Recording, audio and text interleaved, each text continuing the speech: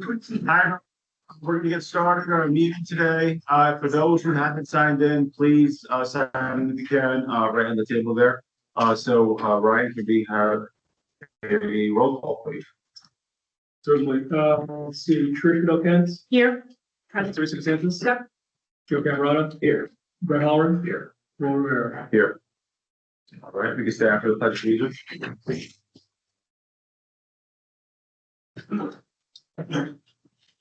I pledge Allegiance to the flag of the United States and to the republic which stands one nation, indivisible, liberty and justice for all. Thank you. Thank you all for being here today. I do want to just kind of share some information about today's portion to clarify some information. So I know many have reached out and there's questions being asked about what the moratorium could be. And so basically what this moratorium, if passed today, we're essentially starting the stage. And so it's not saying that anything's banned or anything will be banned or not banned. We're literally setting the stage for a public hearing to do a thorough review and analysis of everything that could be affected or not affected and the impacts to our community. That will be a thorough review with a time limit attached to it. And so I want everyone to understand that. And also, if there are any pending applications for any new applications that would come after those projects, if it's passed, those things will have to wait until the moratorium is finalized, if it's enacted by the board. So just wanted to share that if that helps anyone with their public comments. And so this will be our supervisor's report. I'll keep it quick. I do want to share we had great meeting with the Mohawk Valley Economic Development Program. Myself and town board member Camerata met them, and they are an organization who is going to be helping us hopefully through several grant processes. And so if there's any individual or local businesses that want to get tapped into possible resources, please feel free to reach out. Happy to connect you all and get access to any of the grant programs that are available. Both Teresa and I, town member DeSantis, both met with Michelle Catan and Rodney Thorschland about a CDE application, who is trying to create a business at the old Pizza Hut area downtown. And so very excited about that. Thank you to our Oneonta students who produced a very thorough review for the last board meeting, which is now on our YouTube. And also, if you haven't seen on our town board page, you'll see the minutes, agendas, and all the packets, items on the website. And so we were going through some reorganization of it to make it more accessible for feedback that we received. So if it's not ever accessible or people have comments, feedback, please reach out to us about it. And so that is all I have for my report. And so at this portion, we are going to open it up for the privilege of the floor. And so please follow decorum. You'll have 3 minutes, and it will be time just for the sake of equitable and fairness access. And so just state your name and where you live for the record. I just want to say that there's room for that in the parking lot with its lights and radio on or even rack. Is that yours, Joe? Yeah, Lights on? thank you. Oh, yeah. Oh, yeah. All right, so the public floor is open for you. Yeah. Peter Webster, I'm chair of the ethics committee. I see on the agenda here that you have discussion or to vote on the new ethics resolution. And well, we wanted, as a committee, wanted to put it out there for discussion. We wanted to have the attorneys review it and any feedback that he goes. And we just want a discussion on the agenda, not a vote yet. We still want to have another meeting before it goes forward. Thanks for. Well, Multiple times, I guess, favor of the Ryan against data centers. I think, like many people have commented before, it, in my opinion, it's very clear technology on both the local level and the national level. Locally, it's affects, uses up the town's resources, and nationally, it's a technology that is looking to take many people's jobs. And so that's it. I think that's all I want. That's all.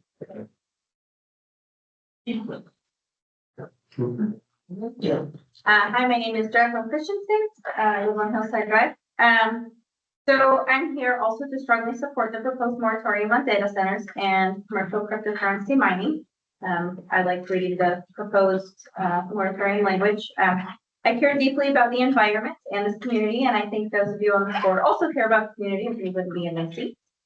Across the country, rural towns like ours are being targeted for large-scale data centers because we have land, water, and comparatively less political power than major cities. Data centers are not benign. They're extremely resource intensive. I have a feeling that all of you have heard all of these things before. But it is a demand on electricity. Data centers already account for about 4% of total national use, and it's projected to rise sharply in the coming years, largely driven by AI workloads. Construction jobs may be substantial. Long-term employment is relatively small compared to the scale of land, energy, and water consumed, leaving communities with permanent infrastructure impacts but limited lasting economic benefit. Rural communities across the country are deeply divided after data centers arrive, with some seeing short-term gains, others facing water stress, higher energy costs, and irreversible changes to community character, which I know is an important part of the town plan retaining. So moratoriums are anti-technology, it's pro-democracy. It gives us the time to study impacts, set clear rules, and decide together what kind of future we want. You know, Oneonta is not an empty dot on the map. Easy target. It is a vibrant and loving community. So this one should be easy for all of you to be on the same side of the table. I urge you to support this moratorium so decisions are made deliberately, transparently, and in the long-term public interest. I also support investigating the rising costs by NYSEG. Similar to the data center issue, billionaires and large corporations lining their pockets at our expense. It's not cool. And we should push back. So. Thank you. I submit my motion then.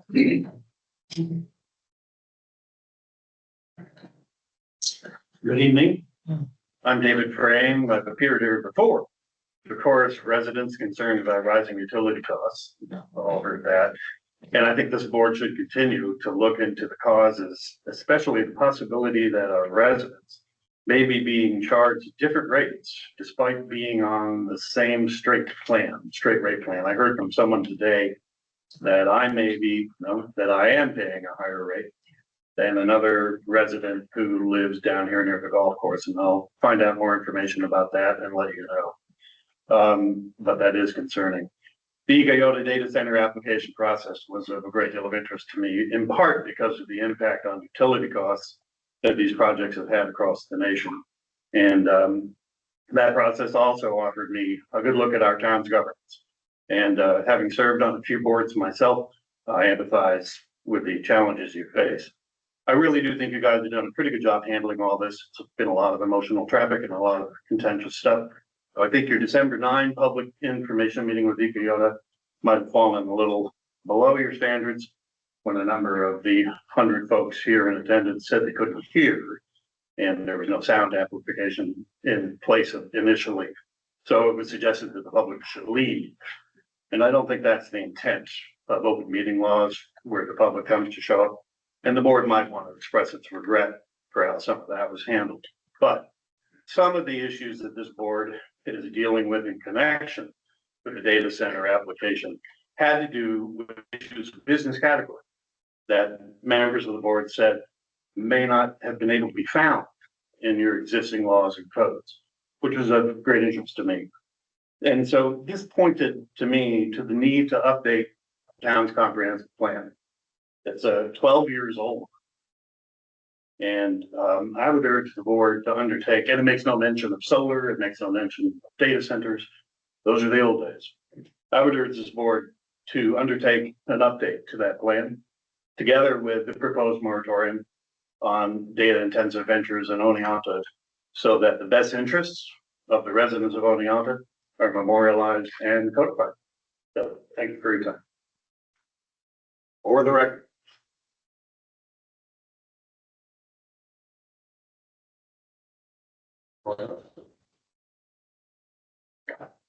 Well,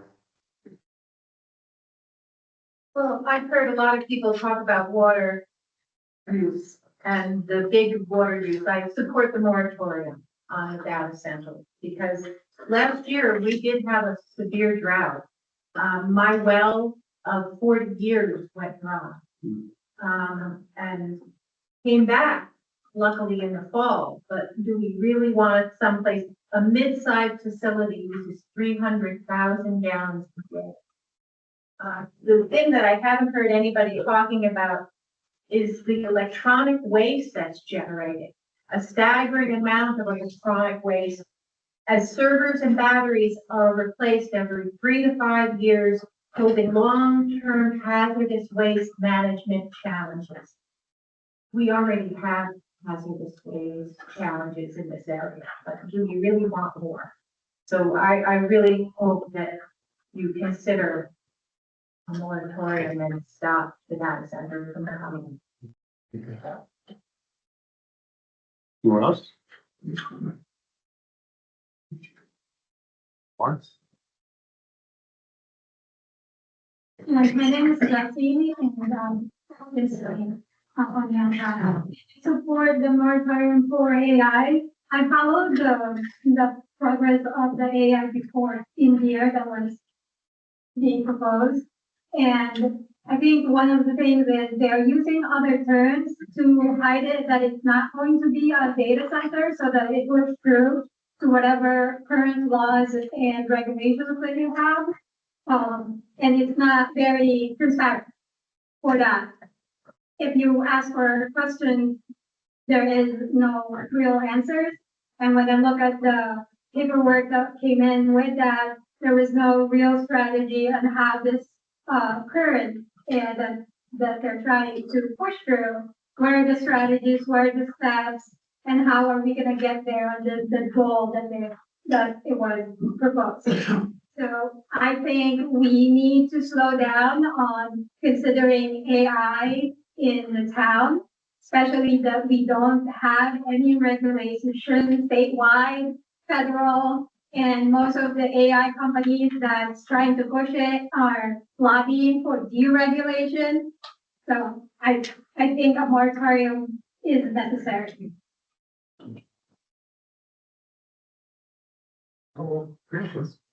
I think Tricia Jacob. So I'm happy that the board is taking the steps of looking at a moratorium. I think it's really important to take that time to really make the laws and make the rules to support this community and its environment. And I think the majority of our residents are very much against the data center, and which I was happy to see on there as well. So I encourage everybody to please vote for the board. I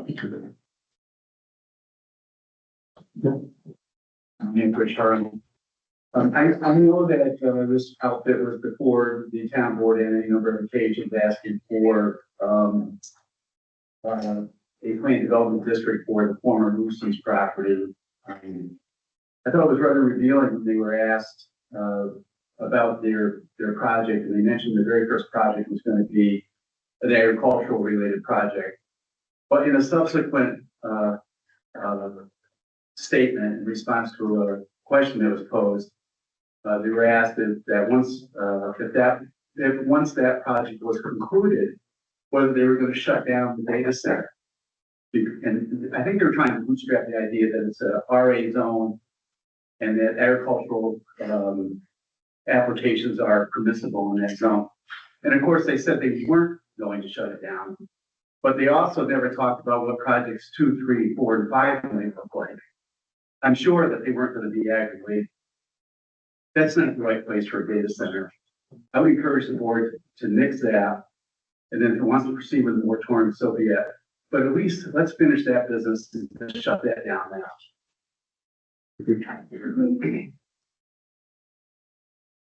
Who else?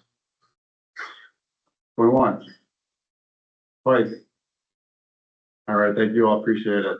So we are going to move on to our committee reports. Highway, water and sewer. Okay, great, thank you. I also wanted to reiterate, Will has, we're now doing committee reports and agendas, and those are posted online. So that's more information for the public to access.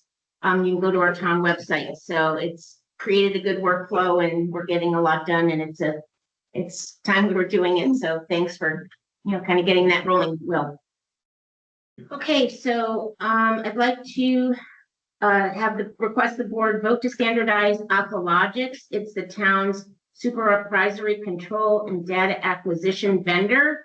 It's a highly specialized area, and it would be easier if every time something came up, we didn't just go out to bid and have different vendors. So this is a way to streamline that, especially in dealing with something that requires a quick response that gives the water operator a chance to have standardized point of contact. So would you like to discuss any of this, the board, or shall I just go ahead with the motion? No, we need to have a discussion. Yeah, please go ahead. During A, B involved with that, right? No, there's not that I was told. There's a also there's a invoice in our packets too, that in the board packet.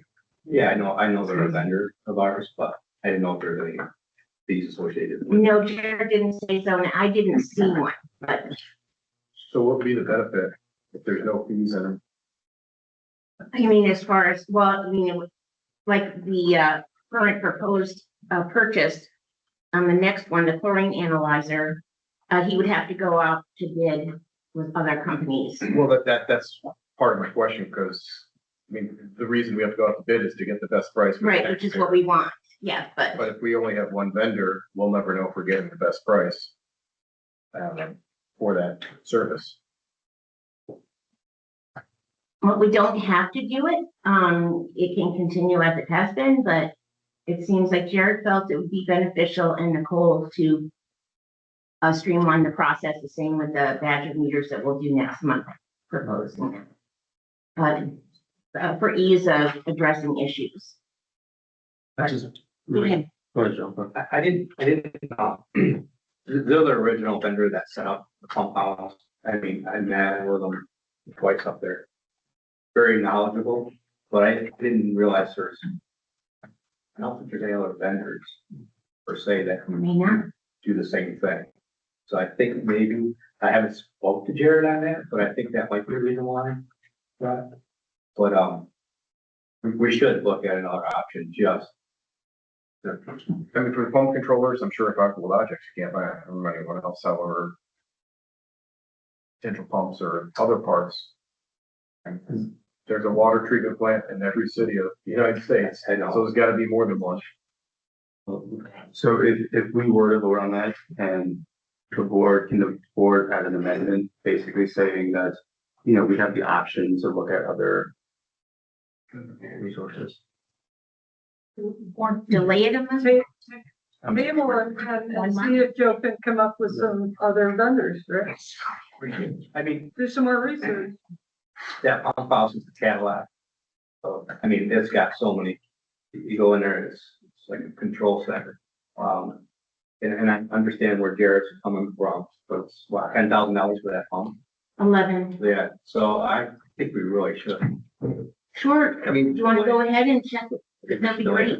Let's table that's fine with me. See, I don't think the Cadillac's always the answer. To, it overcomplicates it, no different than I mean, Mhm. the system's so complicated that it's constantly need repair and it's costly every single time. We just want simple with that from the get-go. In the situation we are, paying $30,000 to have it work as it is designed.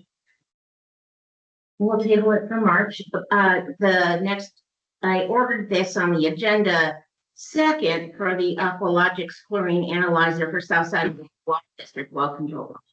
So that chlorine analyzer, you saw that in your packets too.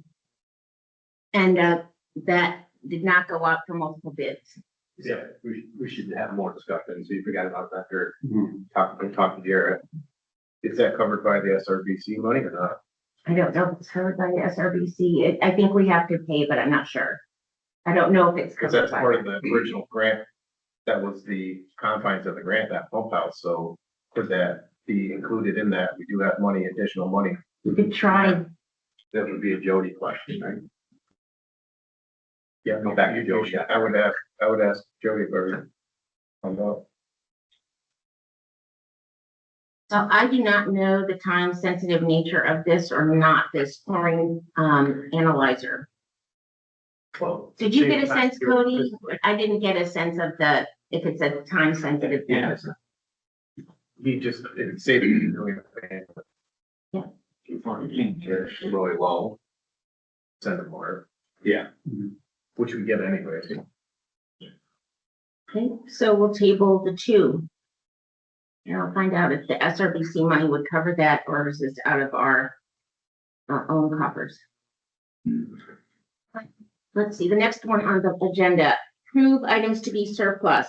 So Cody gave me a list, 2001 Freightliner, 10-wheel dump, no plow and no wing, Pelican sweeper, and 2 stainless salters.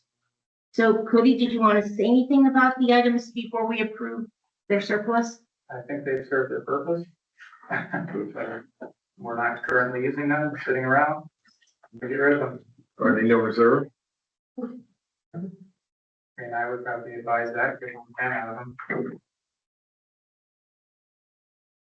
Who do we go through? These. Auctions International, I'm set up through them. Is that what we do? Yeah. We do most of this films. I mean, if we wanted to do a reserve on the dump truck, we could. The other items, I don't think, get from that. Cody's talked to the attorneys too, so you have an idea, you've got the process down. And also, once he gets the amounts, he'll bring that back to the board for board approval. So we'll hear those amounts, and we'll authorize that once you receive your bids. Any other discussion before we?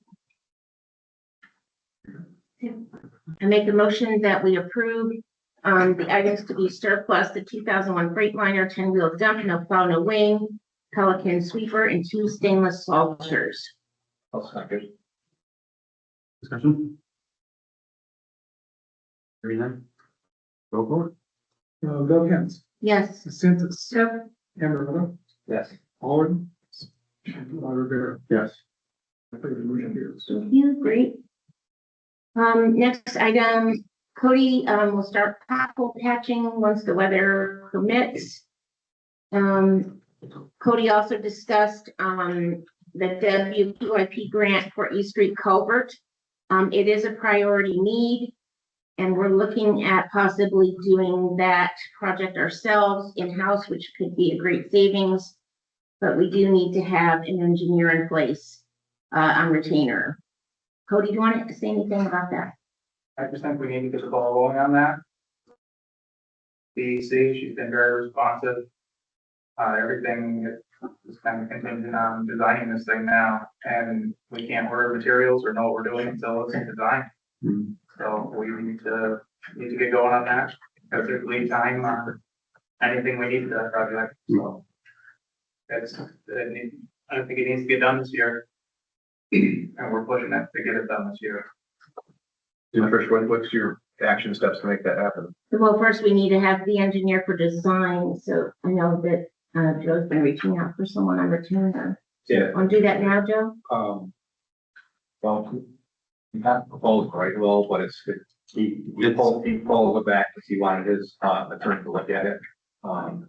Make sure the language is okay with his attorney to protect himself too. So I would hope within the next week. He was trying to get it to us prior to, but obviously, we should have it this next week. As soon as Will gets it, I'll sure we'll forward it. Is this something we might want to have a special meeting to approve, or wait and do it at the end? I would wait until he'll wait on Wait and top see. of it, because, who knows, like, if we have to go back and forth on it. Or maybe, we'll see. But it definitely is a priority, so, Between Joe and I, we have both been on top of them to, get this going. Thanks for moving it forward. And as Cody said, we need to make that East Street culvert top of the list for to take care of it this year. Mhm. Okay, Cody, also, would you mind a new plow truck update? Would you give us a update on that? No, it should be coming in June, still on schedule for that. And then you have here, we need another plow truck and the replacement. I think we just need to keep in mind the rising costs of everything.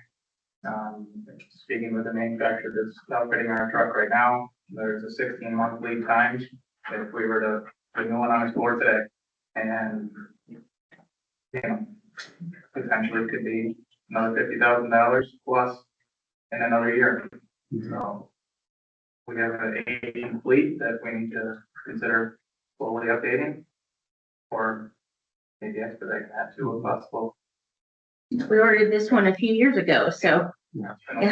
So, Yeah, and speaking of aging fleet, I'm down quick is, between Cody and I, and Nicole, we all have applied for, $1.5 million in congressional funding, through Congressman Josh Riley's office, to, modernize the fleet. That's actually the name of the program. It's like the Town of Oneonta Highway Modernization Project. So that was submitted, on Monday, the 9th. And so thanks, Cody, for your help, on that. And so the goal for that is, if fully awarded, we would get 2 additional, plow trucks with the wings and salt spreaders, a sweeper truck, a wood chipper. What else am I missing? Oh, and 2 pickup trucks. And so that's if fully funded, at that rate. But we received 6 letters of support very quickly. So thanks to all that submitted that. So fingers crossed. Couple of things on that. Cody and I had a conversation. It's probably more for the budget process, but if we look at purchasing 2 truck bodies and chassis for roughly $180,000 a piece, that if we do that if we don't get the funding and we put it in our budget process for next year, at least 4 of the trucks, get them here, because it's really 2 chassis for the price of 1 full complete truck, and then package or get 1 built the following year and 1 the year after. So 3 years in a row we have new equipment. And then start our rotation. Yeah. The county did reach out and also said that, Oswego County said that they could support possibly like with their procurement process of getting possible cheaper bids. But again, could go down that lane when needed, but I just throw that up. And also, if we had the chassis here, we could go out and look at other companies to actually equip them. Yeah, we should hopefully, like looking at past awards, like by the summertime, know if we were to get it or not. But then, who knows how long it gets dragged out. Joe, also know if we go that route, a lot of it, all the out there companies aren't going to even order anything unless that truck is on their lot. Right. So there's more time to play with that. So if we ordered one right now, it'd be 3 years. If we had it right now, we just took the outfitter's lot, we'd be 16 months out on build. Something to think of, budget time. How we should proceed.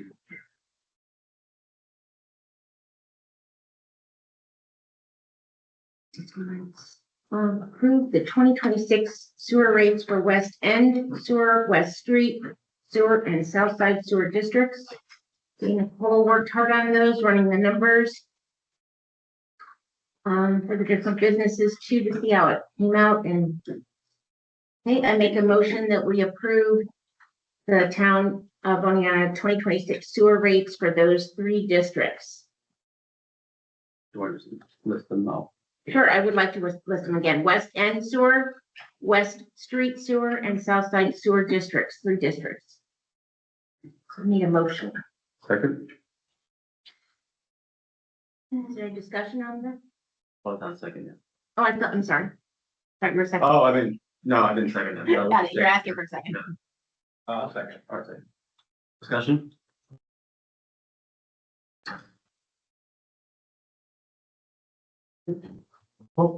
Elliott, Yes, Santos. Yep. Emma, Yes. Howard. Yes. Rivera. Yes. great, thanks.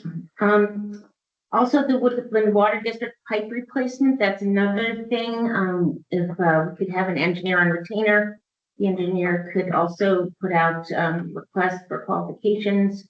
And we could start getting that underway. So that's something that's also a top priority along with the East Street culvert. Yeah, I spoke with Howard on Monday, and got a bunch of information to get logins and things like that. And so working on that, but with that, before we can even start spending any monies regarding the processes, I think I sent it to everyone, I want to say, but I know Brett definitely was on the TV though. But anyway, they were asking for like environmental reviews and all these other things associated with that as well. So just hoping we can get the engineer on record. That would be great. And then we can run with these projects we've been anxious to start. Great. Dale was at our highway committee meeting too, and we discussed we have the areas of sidewalks we've been looking at all along Butler Street and the two West Oneonta locations that we've been discussing. We also looked at if we could do a minor kind of patching job for that Butler Street sidewalk, something to kind of smooth that area out. Would that be something that would be a possibility? And then we could maybe, my thought would be to go ahead and address one of the areas of the West Oneonta sidewalk in the village, from Reinhardt to Forest Lane, or from the cemetery to School Street. Does that sound right, Dale? Yeah. The segments. So pretty much those sidewalks are non-existent, or they are in dire need of repair. So a plan B might be do a easy patch on Butler Street to smooth out the area in question, and focus our money the other way. Once again, an engineer would be useful. So, And there again, that's DOT. but it's ours, yeah, but it has to be there. Approved DOT, which is Correct. the concretes, the whole 9 yards. So that scope of work will be definitely an engineer. So Yeah. Did you ever get quotes on that? Any of those? I have quotes actually on all three, doing all three. So we have two, I think three full, anyway, we have quotes without engineering specs on all three. Does it fit in our budget? Well, without engineering, it does, to do two of them. To do two. what was West? Or Western?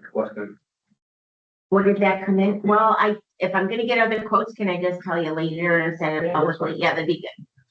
Because if we do, but engineering on top of the work and the specs that they were given would make that higher. So, but that's my thought. Let's think about having Cody, if we could go and have a look if you want to, but I'm thinking smooth that area out on Butler Street. In what respect? You mean grinding it? Grinding it, I don't know if we wanna go through this.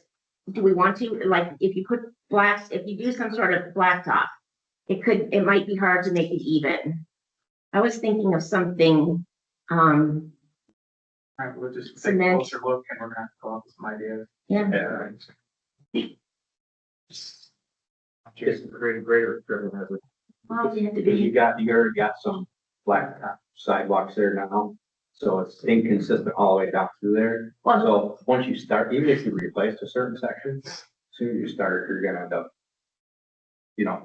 If their intent is to replace one section, then we should follow up the following year and the following year and have a plan to redo that whole section if we can't afford it right now. We should do a little at a time.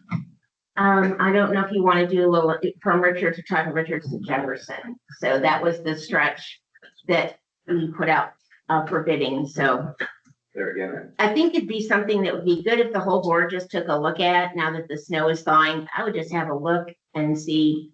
I've looked at it a lot of times and I just can't think of where you put the patch. So the patch, I think, needs to go on the entire thing. And as a result, anyone that lives there knows the majority of people walk in the road for that very reason. And of course, to someone like, well, someone like Dale Webster, when he's walking around West Oneonta, you know, Butler Street's like a dream for you because you pretty much have to walk out in County Highway 8 because there's, you know, you're walking in the mud and, you know, 23. yeah, and 23 is an unsafe area as well because you're along the state highway. Okay, well, hopefully we can get the dam broken and get some of these things rolling. We would appreciate updated sidewalks in West Oneonta.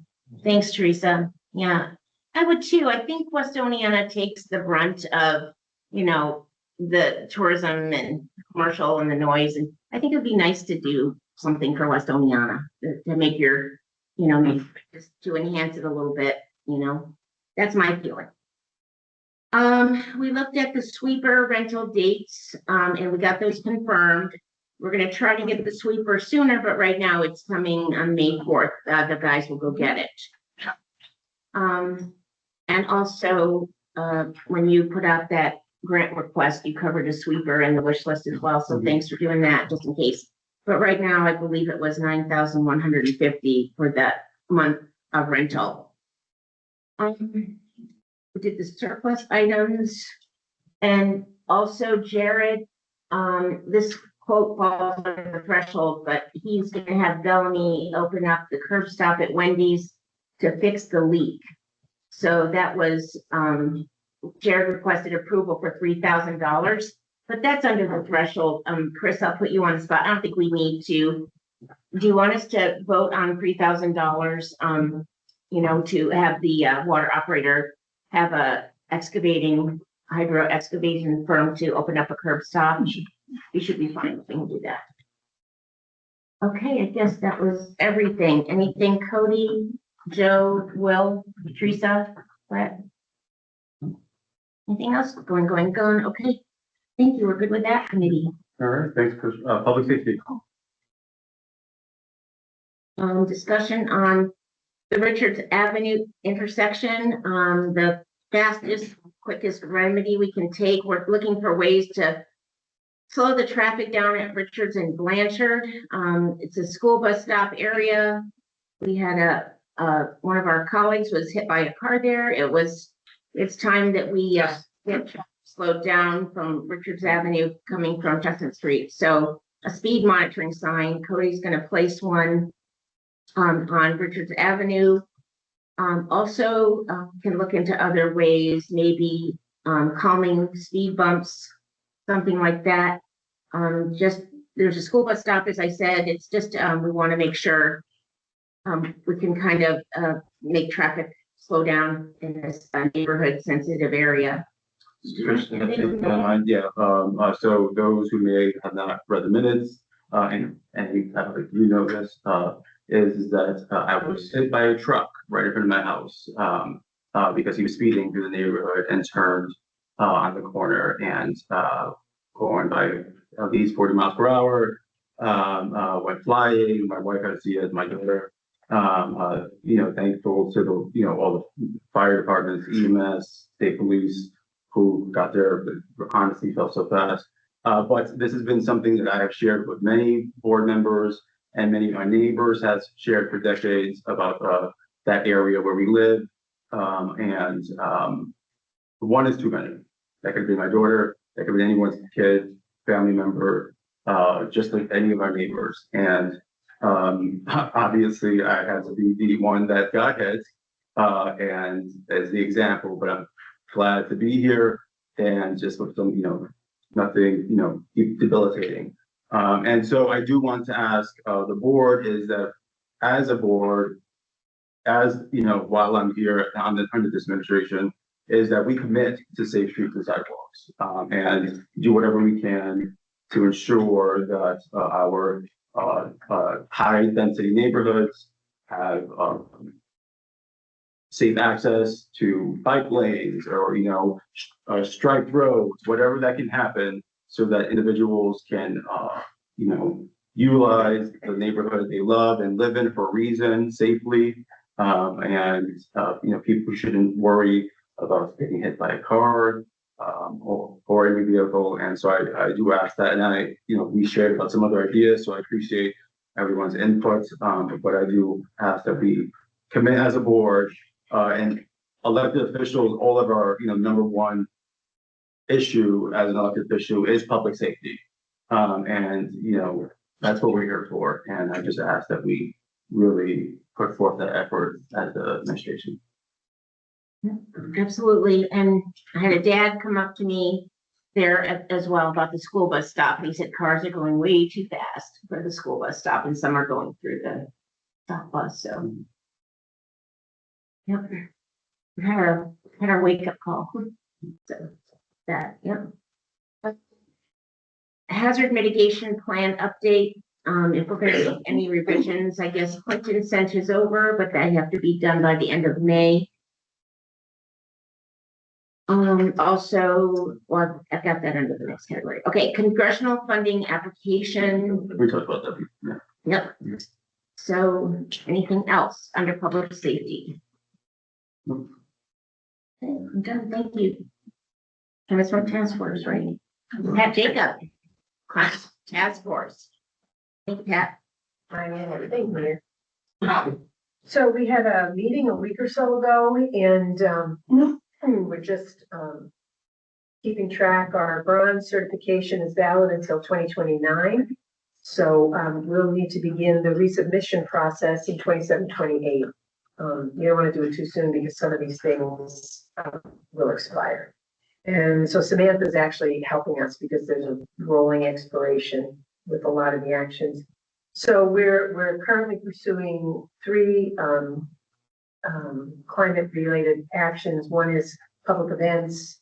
So we'll need 2 of those each year prior to submission. So we're considering partnering with the city of Oneonta for tabling at the farmers market. And then PE7 climate resilience and hazard mitigation plan, which you folks were going to be amending at the end of February. Yeah, end of March is our due date. Okay. 4 points, right, Pat? Yeah, so that's great. That will help us a lot. That's 4 points. And then met with Climate Smart community in Oneonta in November. And we'll continue to upload those minutes to the portal, and that will help us. That's 3 points. So, you know, little by little, we chip away at it and make sure some of the stuff, there's some CEC actions, which is climate energy. Another one. And the problem with some of these, the grants that they're talking about is there's no look back.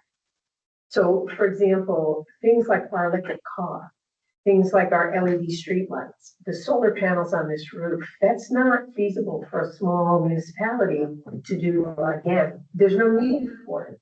So, you know, there's a public comment period. So we as a committee are going to send individual comments on that. And hopefully the city will do the same, because to have no look back, you know, they work for a giant municipality, but for little places, those are huge amounts of points. There's no way you'd ever qualify for grants. There's no way you'd even want to do that stuff again. We don't need 2 electric cars. So hopefully, you know, they'll listen to the public feedback about that, and we'll have some chance to change those rules. We keep plugging. They're not for that particular program. It's a lot of money in grants too. And really, that's the way to Make you spend more money. Yeah. Do they count towards the next certification level, or? No, because it's a different organization. I mean, they're related, but they have different requirements. It's really confusing. We're grateful for MVED. But, you know, unless they change that, we stand to lose any chance at grants, because there's no way you don't need it. So hopefully they'll they'll see the sense behind that, because there's a lot of small communities that would be hurt by that kind of move. So we try, see what happens. And I do want to share, when Embed was here, they had nothing but great things to say about our task force, so we appreciate everything you do. Well, we're grateful for them, trust me, Yeah. because it's a really laborious process and, for somebody who's not the best at IT, I'm extremely grateful for their input because they really help a lot with the whole portal thing.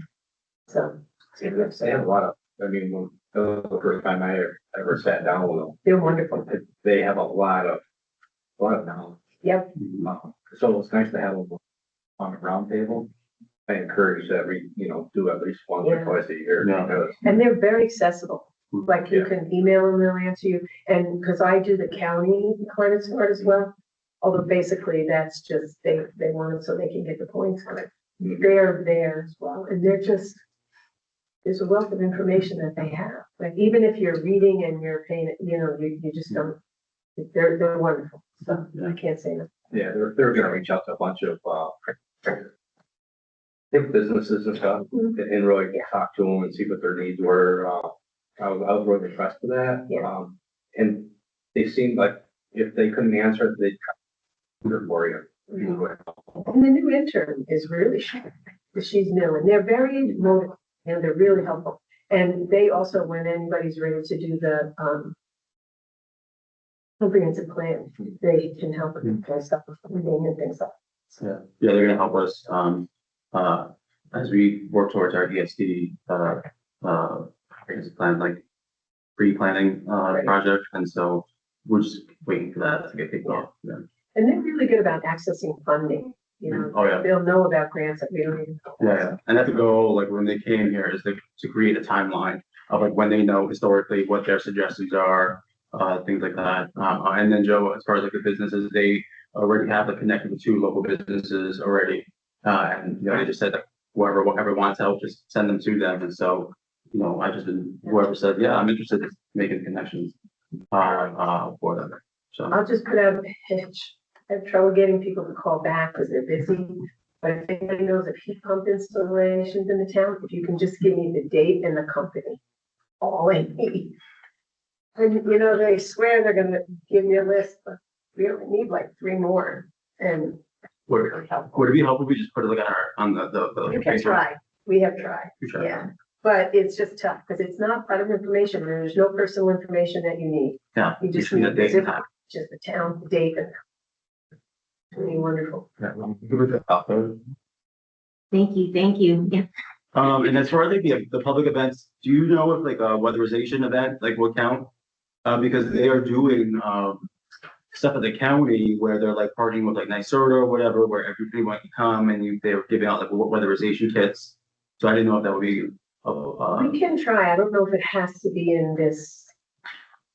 Is it in the county elsewhere? Yeah, like they're doing it somewhere else in the county. They get the medals, but I didn't know if like we could then do something like bring them here, or if we're sending our people there. You know what I mean? I'm just. Right, because anything that has to do with energy savings, if we're involved in that, because we did that downtown a number of times. And it's. Okay, yeah, so they're doing that. Yeah, they're doing that. So yeah, if you might want to ask them. Sure. I want to say this endeavor has done well for the town. We have the electric vehicle, we have insulation done in town hall, and we also did the solar for the rooftop.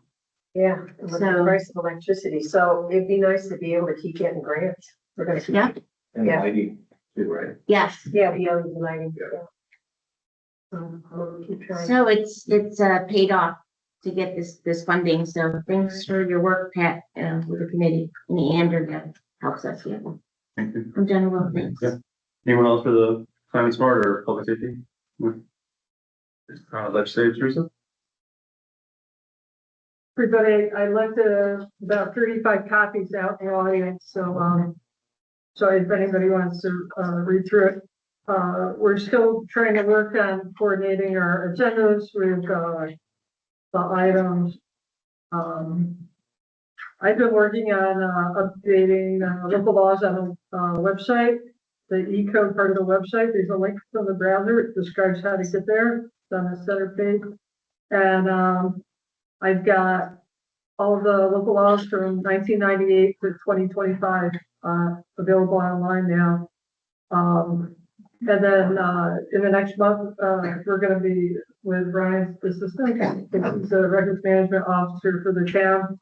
We're gonna try to start scanning some of the old local laws, and it'll be, OCR, optical character recognition, so they will be able to end up being ADA compliant.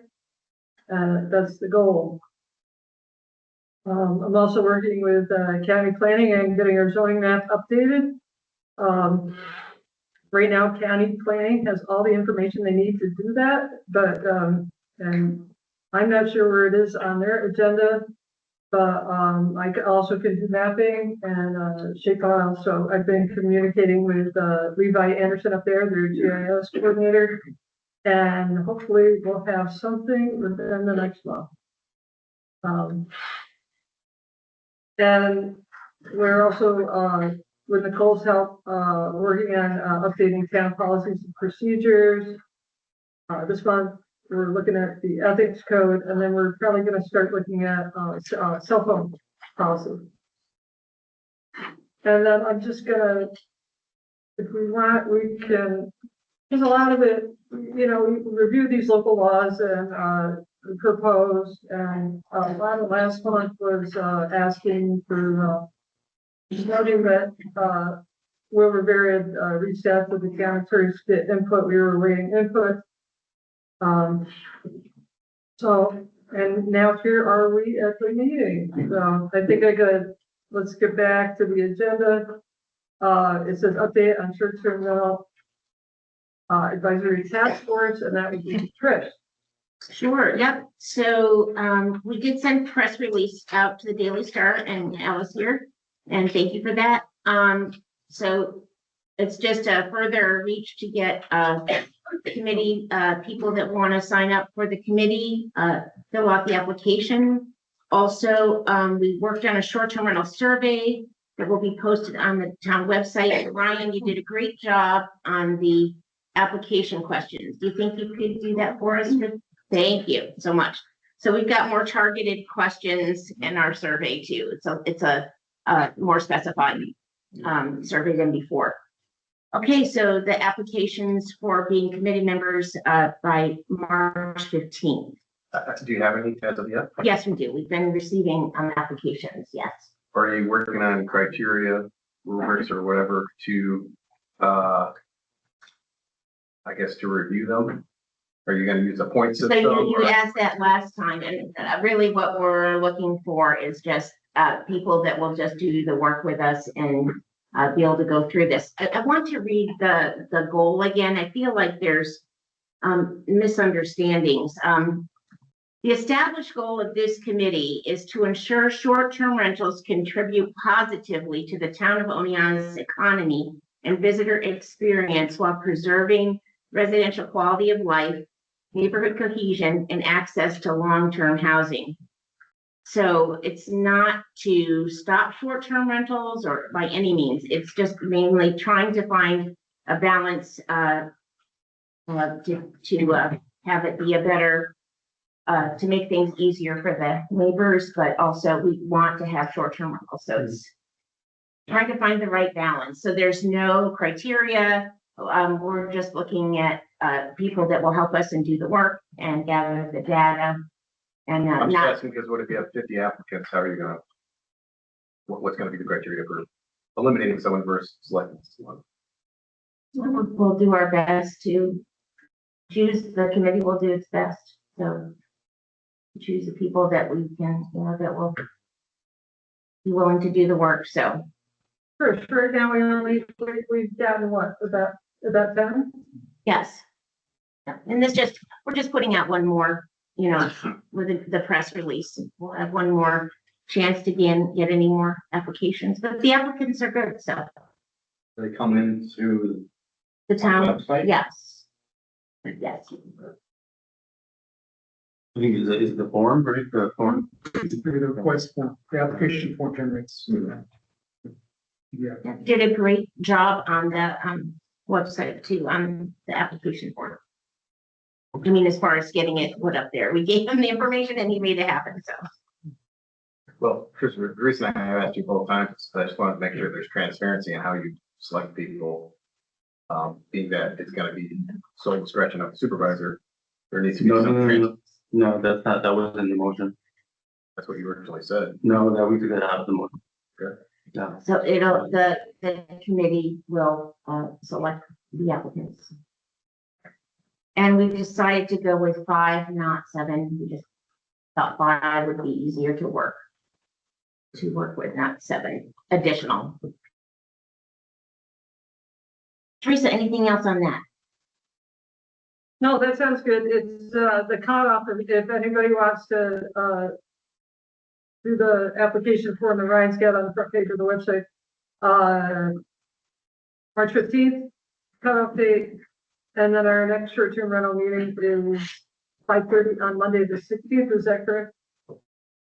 I think, I believe so, Teresa. I'm just gonna quickly check. Correct. all right, Thank you. And that's posted on the website too, right? So we- That's on our website under meetings.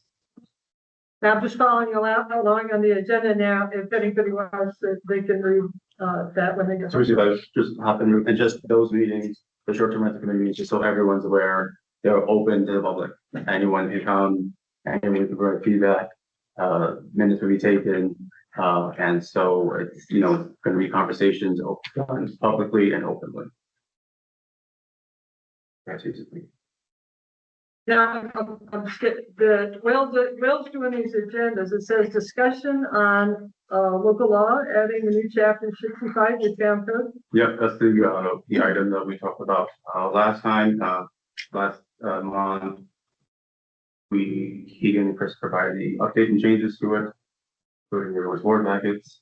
Are we discussing it now, or are we gonna wait until? No, we're gonna discuss it, and then the point is, we're gonna discuss it, and then if there's a motion for to move or not move, it's up to us to decide. Does everybody think? Doesn't, there again, I sent an email to everybody. Doesn't know local law, but we have to have a public hearing. We have to set a public hearing first. Yes, we would introduce, this is introduced, Okay. so, yeah, Because I didn't get a response back from anybody, so I just want to be clear. No, this would just be introducing it to schedule a public hearing in the future. And I mean, this one isn't, but along with that, any law dealing with land use, the county's requested we refer to them for GMO 239. And they have 30 days to do it, but like our next meeting is only 28 days away. And of course, doing sleepers. Normally before it's sent to the county.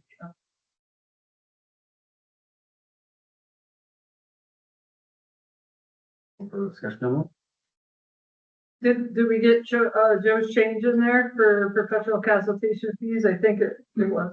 Yeah, I saw that. So it's revised to say the town board. that?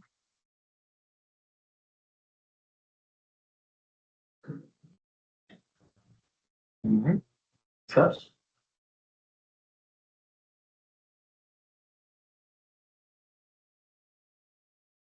We have to make a motion or not, or be motion to move forward or to not deny. I'll make the motion that we move forward, So, Jenny, set a public hearing for a local law, adding chapter 65 to the town code entitled professional consultation fees. second? You're gonna put a date and time for that? Sure, we have the public hearing at the April meeting, April 8th. The, 8. You want at 7 p.m.? yeah, April 8th, yeah, you want to go 7:05? Sure, 7:05. I'll second. Alright, discussion? Alright, roll call? Wilkins, Yes, Santos, Yep. Cameron, Yes. Howard, yes, Rivera. Yes. Cares. Thank you all. Alright, Teresa, back to you. Discussion on introducing local law affecting temporary moratorium on the development, construction, operation of data centers and commercial cryptocurrency mining operations within the town of Oneonta. And ask the attorney, moratorium would extend up to 1 year, is that correct? Correct, sounds right now. And again, this is just, the vote would just be for calling for a public hearing. It's not voting on the moratorium. Right, and it's the best first step. It's to protect the town. It's the next step to protect the town. I hope everyone saw the advice we provided on. Yes, I was just really repeating it for the people that attended. And just to clarify, it is an introduction, set a public hearing and go through the rest of the processes as Teresa has also shared. We'll do a thorough review and look at all issues to come up with this as we develop it, and any current pending or new applications for any set usage of these facilities would not be moving forward. So since I've asked for this since last July, I would like to make a motion that we, well, you want to discuss after we set? You want to discuss now? Just now. Discuss now. Discussion? Yeah, I have some discussion. Put some email previously. I'm not sure why we're wasting time with a moratorium and we just don't move to a local law banning the construction operation of data centers. I don't think there's a person on this board, and I can speak for everyone without actually even asking you based on the conversations we had, that we're not for it. So what are we investigating in a moratorium? I mean, it's supposed to be a waiting period. Why don't we just move right to law and ban them? It's just gonna take the same time to make a moratorium as it is a law. We have to have a public hearing. The law could have the same language as the moratorium for the town of Oneonta. Yeah. I think everyone knows my opinion since day one that this was introduced here to this board.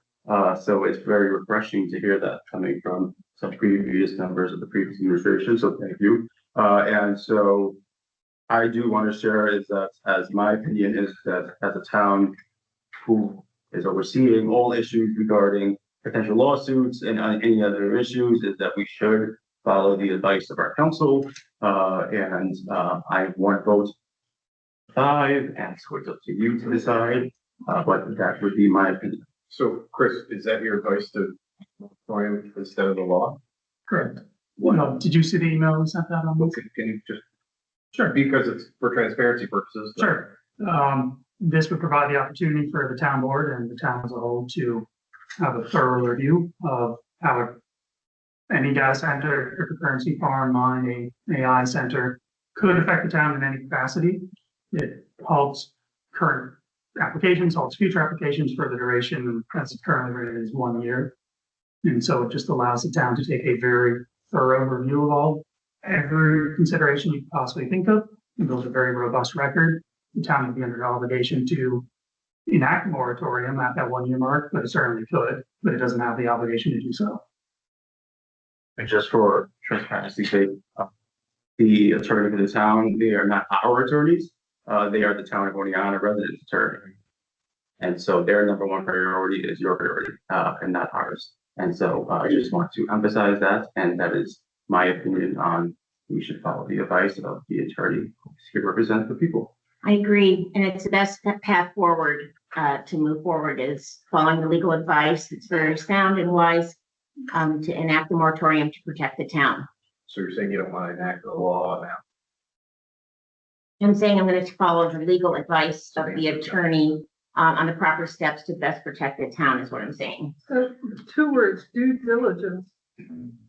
That way that it doesn't, because if we just did a ban right now, it would make it could be possibly contested because as an arbitrary and capricious, because we didn't go through the full process. Yeah, I'm happy to vote for the moratorium. We could take a hard look at it.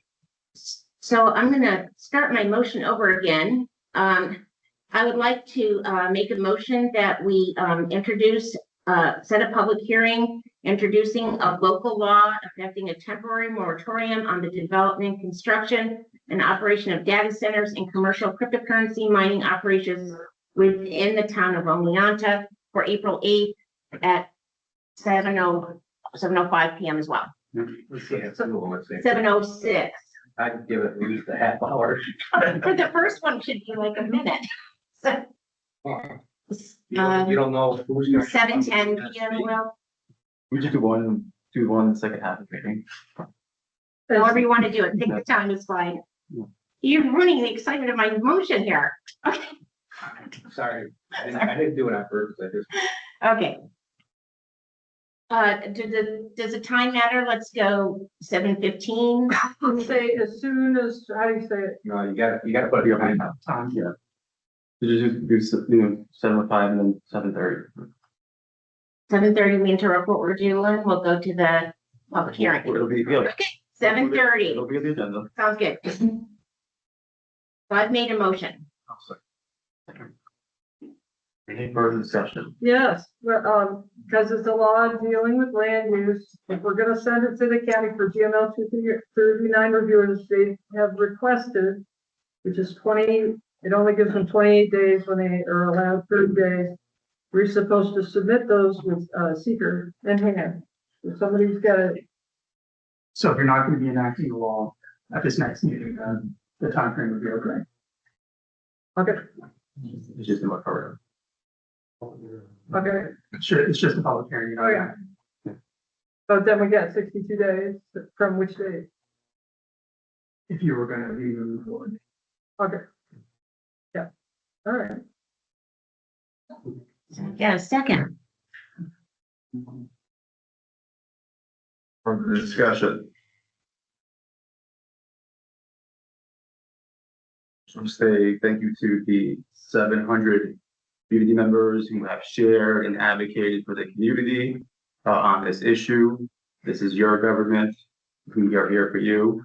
And thank you to all the countless emails we have received on this issue. And also any individual who's in favor or not in favor of this, all are welcome here to share that conversation.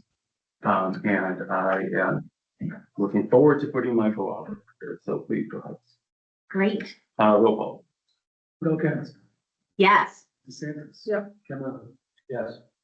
Holland. Yes. Rivera. Yes. Harrison. I should probably Thank you all. remake the Thank you motion, all. Will. No, it's fine. Okay. Huh? Like 2-0 review? Okay, Great, thank you. So public hearing is set for the moratorium, discussions at the April 8th meeting. Okay, Teresa, back to you.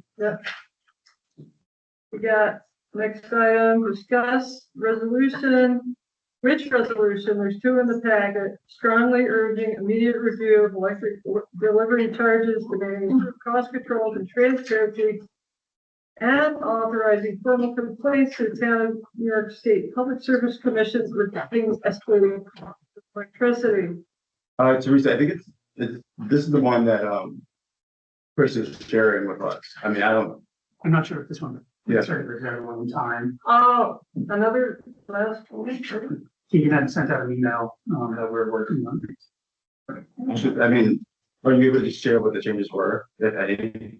Well, why don't we just read it out loud? Yeah, go ahead. Would you like me to read it? Because you introduced the topic. Yeah, that's right. So this is a resolution calling for accountability and transparency in connection with NYSEG electric delivery rate increases and pending rate proposals. Whereas the town of Oneonta is committed to protecting the health, safety, and economic well-being of its residents, including seniors, working families, and small businesses. And whereas the town has received significant feedback from residents and local employers that overall cost of electricity, particularly delivery charges, has become increasingly difficult to absorb, forcing households to make painful budget decisions and placing additional strain on small businesses. And whereas NYSEG is a subsidiary of Avon Grid Incorporated, and whereas Avon Grid is controlled by Iberdrola, SA of Spain, And whereas New York State Electric and Gas Corporation currently has a pending electric case before the New York State Public Service Commission, case 25-E-0375, in which NYSEG is requesting an increase in annual electrical revenues of approximately $464 million, described by the Department of Public Service as a 35% increase to delivery revenues, and also an 18.4 increase to total revenues for the rate year ending in April 30, 2027.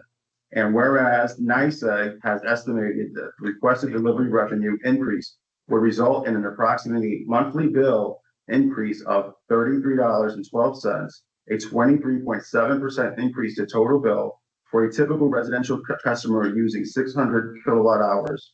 And whereas NYSEG electric and gas tariff amendments associated with these proposals were filed with the PSC on June 30th, 2025, and the public interest requires that customers and municipalities be able to clearly understand what is driving delivery charges, what investments are being made, and how those investments will measurably improve reliability and service. And whereas public confidence in the rate setting process depends on transparent, plain language explanation of costs, clear performance expectations, meaningful opportunities for public input, and accountability for how ratepayer dollars are spent. Now therefore be it resolved that the town board of the town of Oneonta hereby, one, express grave concern about the affordability impact of rising electrical bills on residents, especially seniors and low to moderate income households, and on local small businesses, and urges that the affordability be treated as a core requirement in any outcome of PSC case 25-E-0375. Number two, it calls upon the PSC and NYSEG to provide enhanced transparency by issuing and maintaining online a plain language customer-facing breakdown of NYSEG electrical delivery charges, including a clear explanation of the major drivers of the requested increase, capital projects, operations, taxes, depreciation, storm costs, etc. A year-over-year comparison of delivery charge components, identification of major programs and projects funded through delivery rates, and the measurable outcomes expected from those expenditures. 3, request that the PSC require stronger accountability measures in this proceeding, including clear performance targets and public reporting tied to reliability and service quality. For example, outage frequency, duration, restoration performance, customer service metrics, so ratepayers can see what they are receiving in exchange for higher delivery charges. 4, urges accessible public participation by requesting that the PSC ensure robust and convenient opportunities for public comment, including hearings that are reasonably accessible to NYSEG customers across the service territory, and that the materials be provided in plain language suitable for non-technical audiences.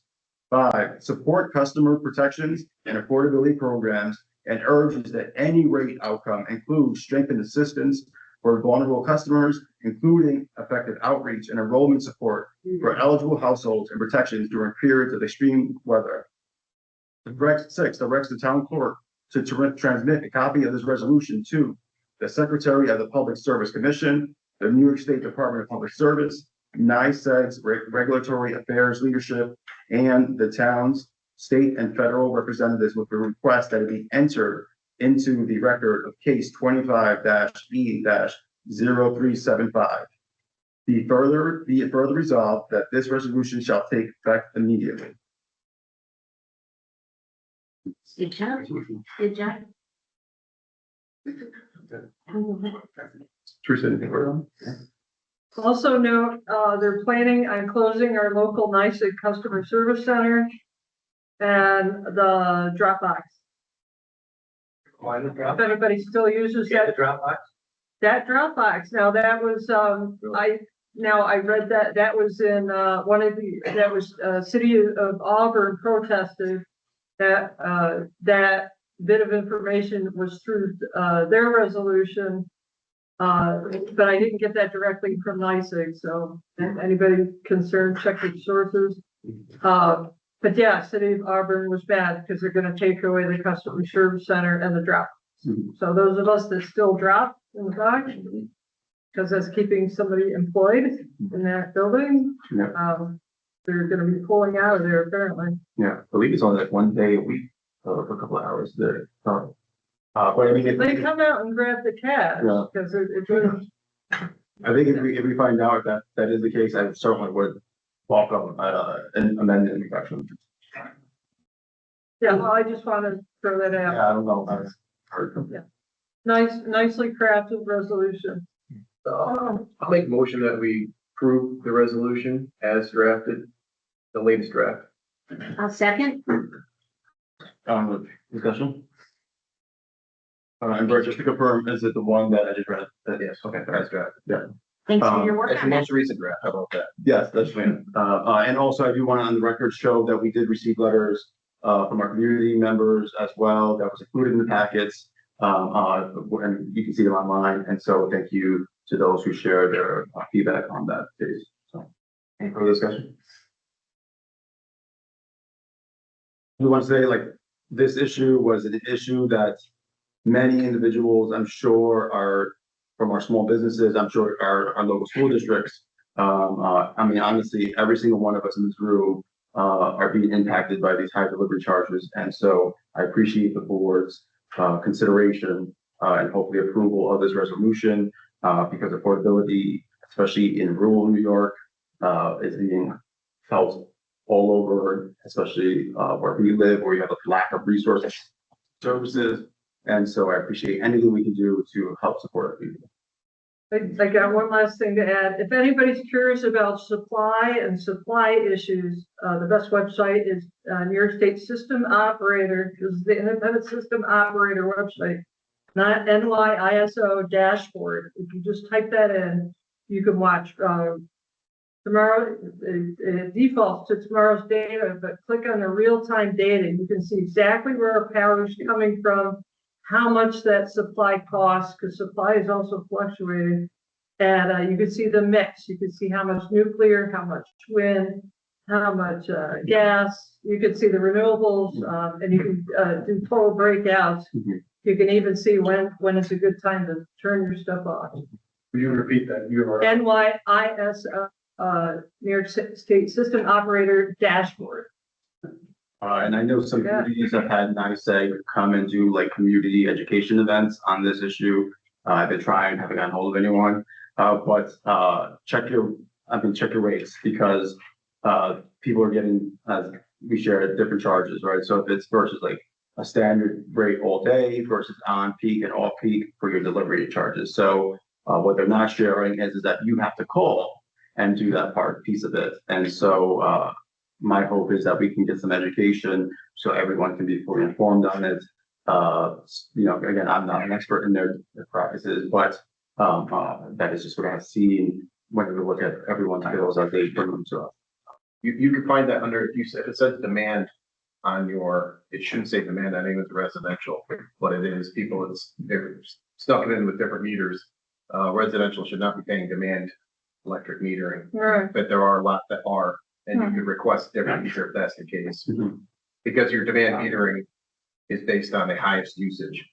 So where you might be paying 10 or 12 cents, demand metering, you might be paying anywhere from 15 to a maximum of 25. So Yeah. during that time period. Yeah, and there's also an extended energy assistance plan as well. It's called EEAP. And I can have Ryan post it in the minutes and also online. But that is a new program that the state legislature have passed to provide more eligible incomes for assistance. And so, I just suggest people take advantage of that. It's a program to help you if you are eligible. So please, look into it. No, one last thing with the, because I got my highest bill ever last month, $475 for electric and gas.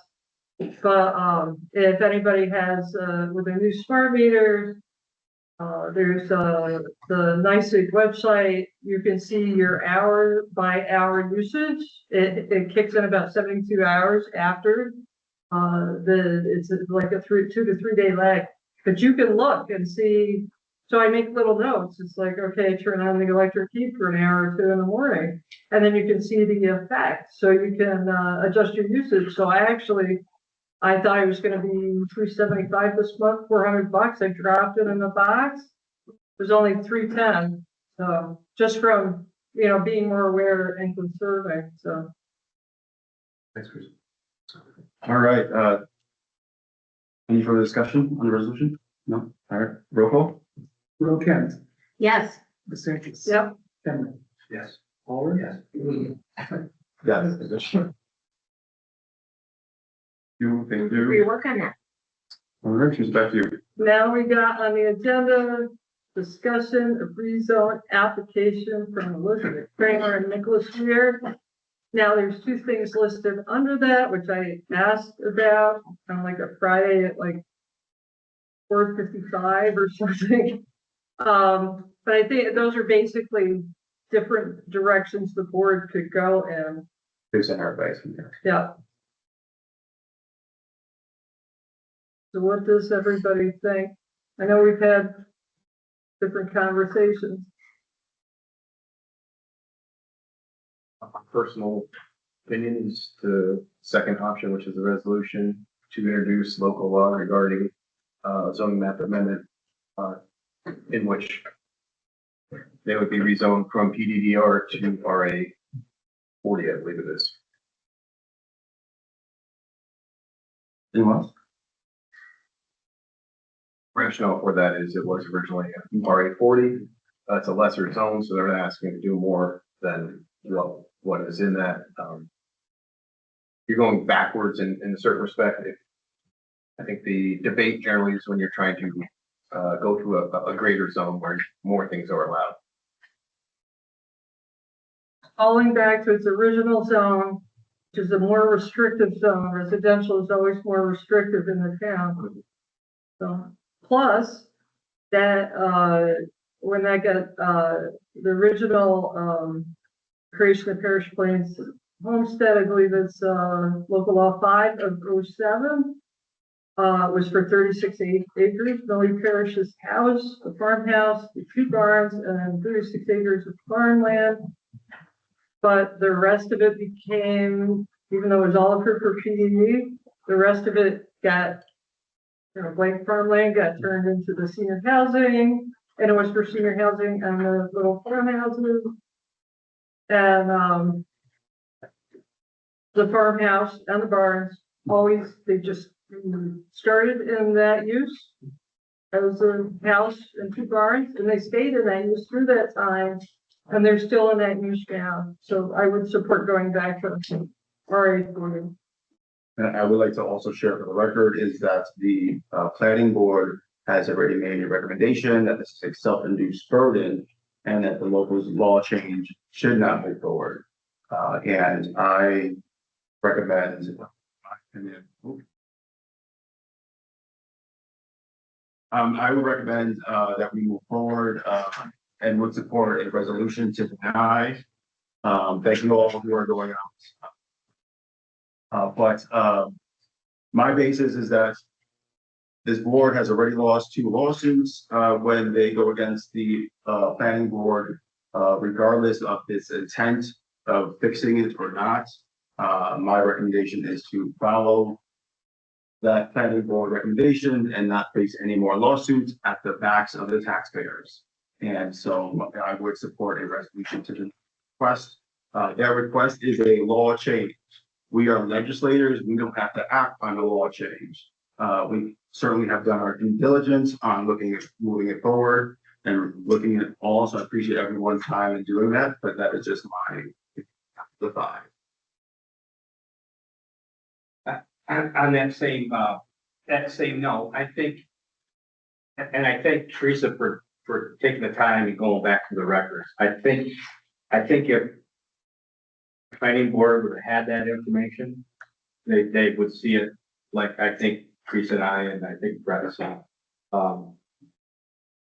I think, I can't speak for them, but if they had that information in front of them, it would have made a different decision for outcome. I mean, that property was changed in zone as it was one parcel for the use of townhouses. Those townhouses were never built. They subdivided the property off. And it's remained this single family home use from the get-go. It's never changed. So that's where occur with what Teresa said. Have we had public hearings on this? I mean, I wasn't part of that process. Did they have a public hearing on this? No, right? No. Yeah. And I printed it verbatim, I mean, really, it was verbatim in the last legislative minutes, which are on website, you can look back in time. But I'm not even sure if it was a full review by planning board, it was the November meeting. And it said the applicant it looked like it was at the end of the meeting, it was like, the applicant's here, let's take wasn't like we had referred them to take a look at. What are the deep dive as we've just discussed, that being important? So should we send you back for review? That would be the next logical step, if you don't think it was properly referred to them. I'd like to make a motion that, we go ahead, so. And then okay. Setting the public hearing, you mean? Yeah, but then what if they come back? Yeah, but what if we move forward and they come back with the same thing and then? We're not obligated to what we're doing it as a courtesy review per se. You know, as the previous planning board chair for a very long time, that it's courtesy. We hope that we agree, but we're not always gonna agree on everything. And in that time, if he's got a motion, I'm gonna second the motion as I speak. We can send it back to them with the additional information. And as presented from those. Hold on, and the full motion. So So the motion is for open discussion, and set a public hearing for April 8th, that 10:45.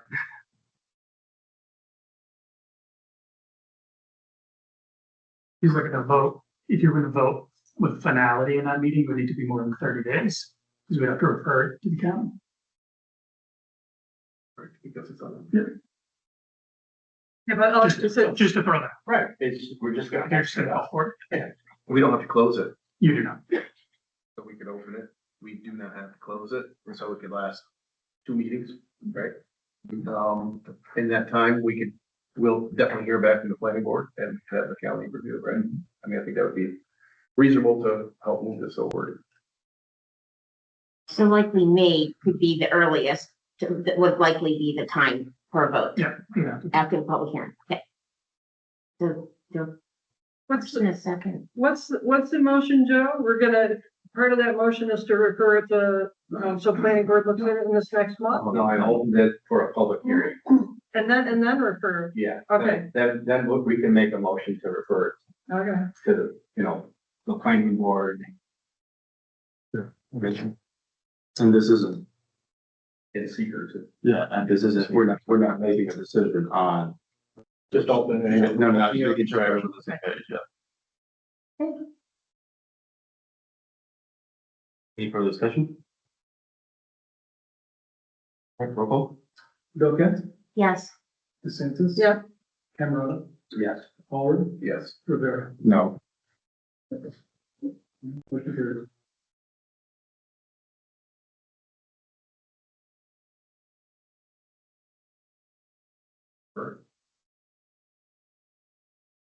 That was not paid attention to the motion. See the board. We're moving for a public hearing. No, I know, what I was saying. No, I'm just saying, do we want to make a second motion to refer it at this point? Oh, You gotta have secret, wait, to planning, I thought, You can make it. so we're gonna refer it right now. Like they'll look at it this month? The application's here, it's complete, right? Oh, that should be the second meeting of the month, the second Monday, third Monday, excuse me.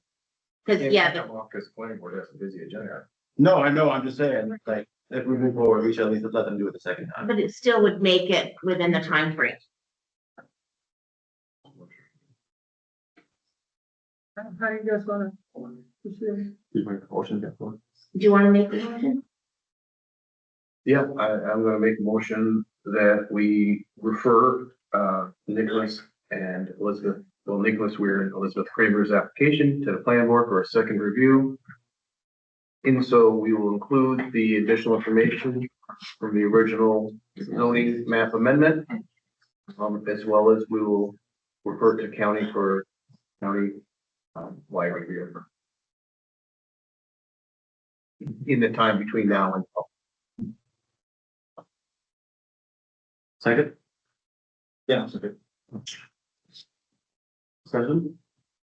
Again, if we're gonna send this to the county, they want to see through there, through the amount to through the. Well, I can just really quick, I just want to make sure that when it gets, like, they had like the most current applications and it was like back and forth. So, whatever. No, I'm just making sure that. Ryan, you have that. I believe is the one that we had submitted in the back of the current application. That's not mine. So it was. Yeah, he just had, Ryan, he read. But that's what I made sure. Redacted personal data and that. No, that's the only- because there was some, Just the one, I've never got it. I was to confirm with Clint, that it's the same if you need to provide any additional. Teresa, Yeah. would you be willing to, provide that additional information to the planning board as well? Yeah, With the, or provide it to Ryan so he can add it with the application regarding its original, initial. From 1997. it's 2007, 2000. poll 7, local law number 5. Thank you. Thanks for the reminder. Any further discussion? Roll call? Okay. Yes. Santos. Yep. Cameron. Yes. Holland. Yes. Rivera. No. Motion approved. All right, thank you. Okay, discussion on update to camping law.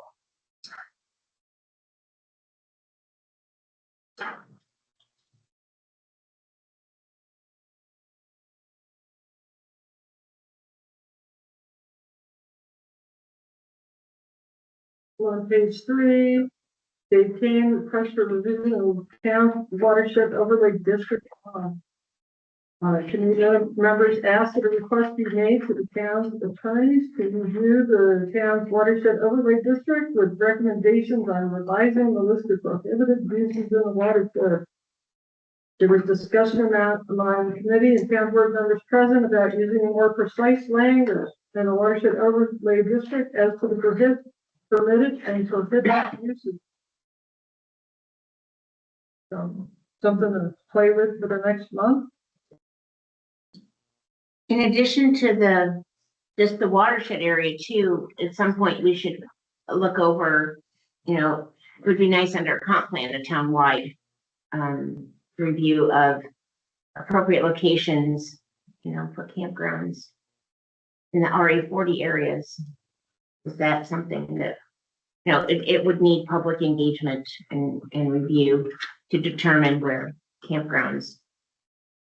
One thing with campgrounds Yes, is please. if you're going to have 4, maybe 5 or more placements, you're gonna have to comply with the sanitary law, which will require going to county health. So that can be incorporated into whatever changes might be. But we could, now, incorporate what Mr. Kane has brought to our attention. Correct. Start with the water overlay You district. could, I would wanna take a look at it, because I don't think it's gone my way yet. Yeah, we've been working through all the other properties as we, as a board, have asked to reach out, so. It's definitely, again, to the 800 petitioners who signed, that. And individuals who use their own money, to combat that issue. We are happy that now the board, we are moving forward with addressing this hopefully. So, Well, this is just specifically for the watershed. So I really think, David, Go ahead. if we had, place out, if we can get a sense of people that can give us feedback, so we could help write the law, would be helpful. Okay. Because everybody's got different ideas. And Dave, I mean, we tried talking to the DEC the last time they did.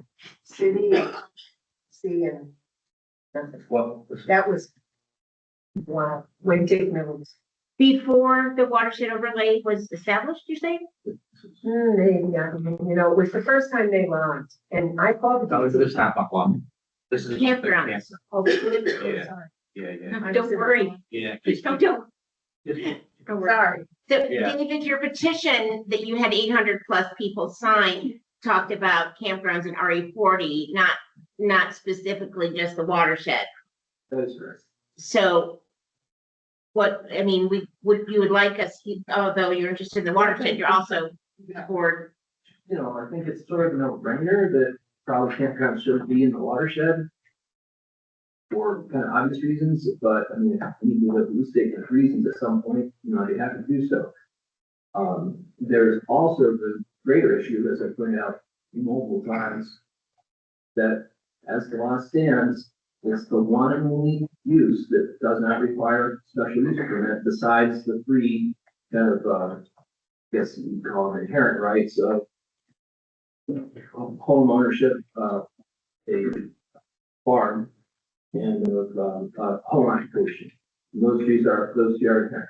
Any other use requiring a special use permit in our zone other than campground. And there's no size limitation to the campground. So basically you can put campgrounds on 2-acre parcels, 5-acre parcels, unlimited, basically whatever, as the law is perfect.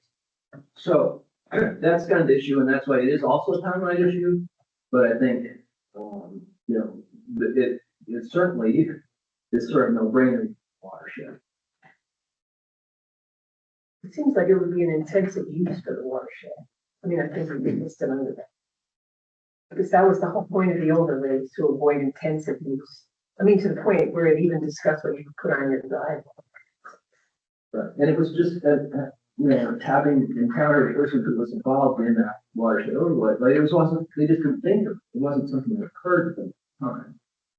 No, because it hadn't been brought up, you know. Right, Yeah. exactly. I brought up that it was in a watershed overlay district. I mean, when. No, Yeah, initially. Watershed overlay was draft, you know, it's, but. Yeah, it wasn't, Right, it wasn't discussed, correct. wasn't spelled out, but who thought of it? It wasn't a thing. Yeah, right, exactly. So, I mean, so my point was that, you know, it's easy to move ahead, I think, with the watershed.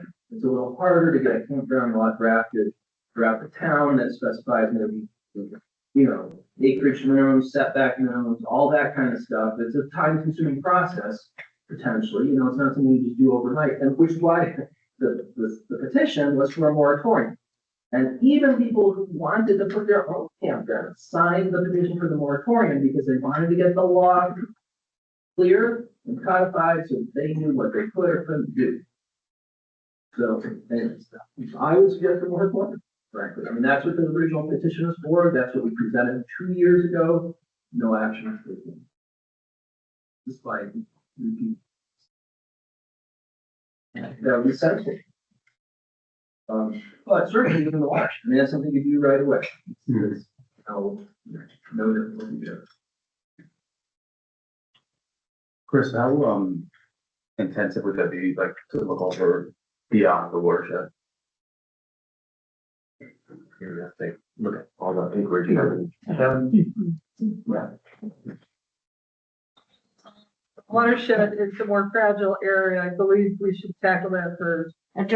So what would you think of a plan, Teresa, and then, address the watershed? We should do that first because it's sort of an obvious thing to tackle. And I mean, you know, to do the whole town with acreage and setback is gonna take. I think you're right there too, and David's got a good point.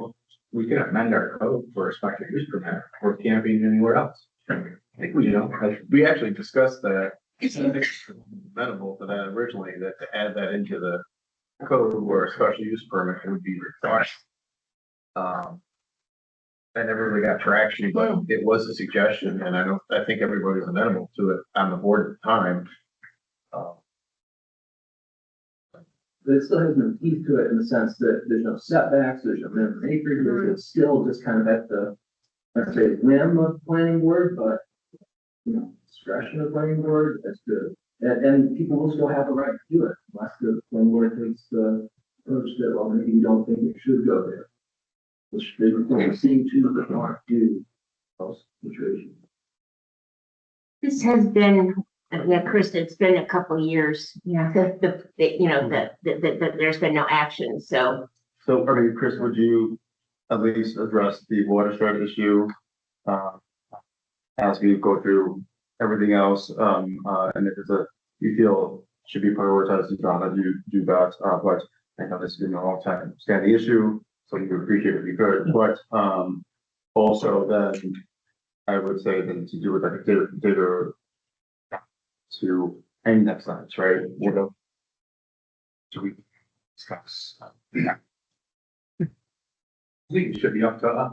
We're the board here. I think it should be up to us to gather the information from the folks in the community and then draft the law if we want to change it. I mean, or should be. I don't know why we're asking, no offense to Chris, and I appreciate your patience, but I think it comes from us, it comes from the community.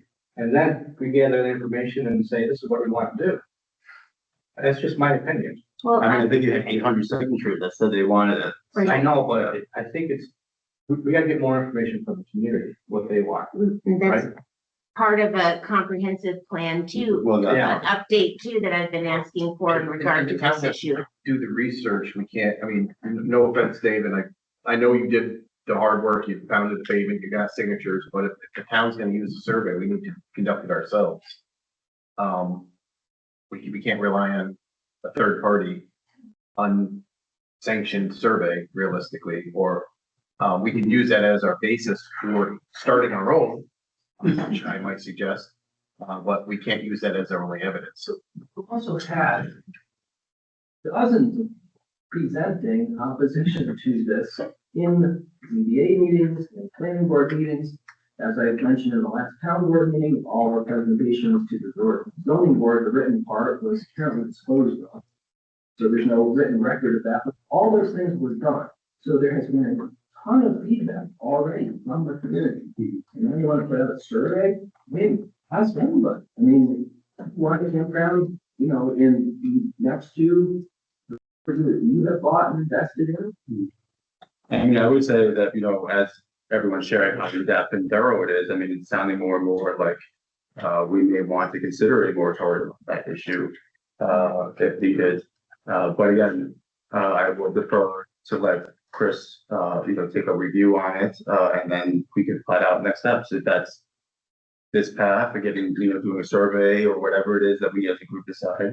We still have to table that part of it, but hopefully we can decide on at least the watershed piece of it for now. Yep.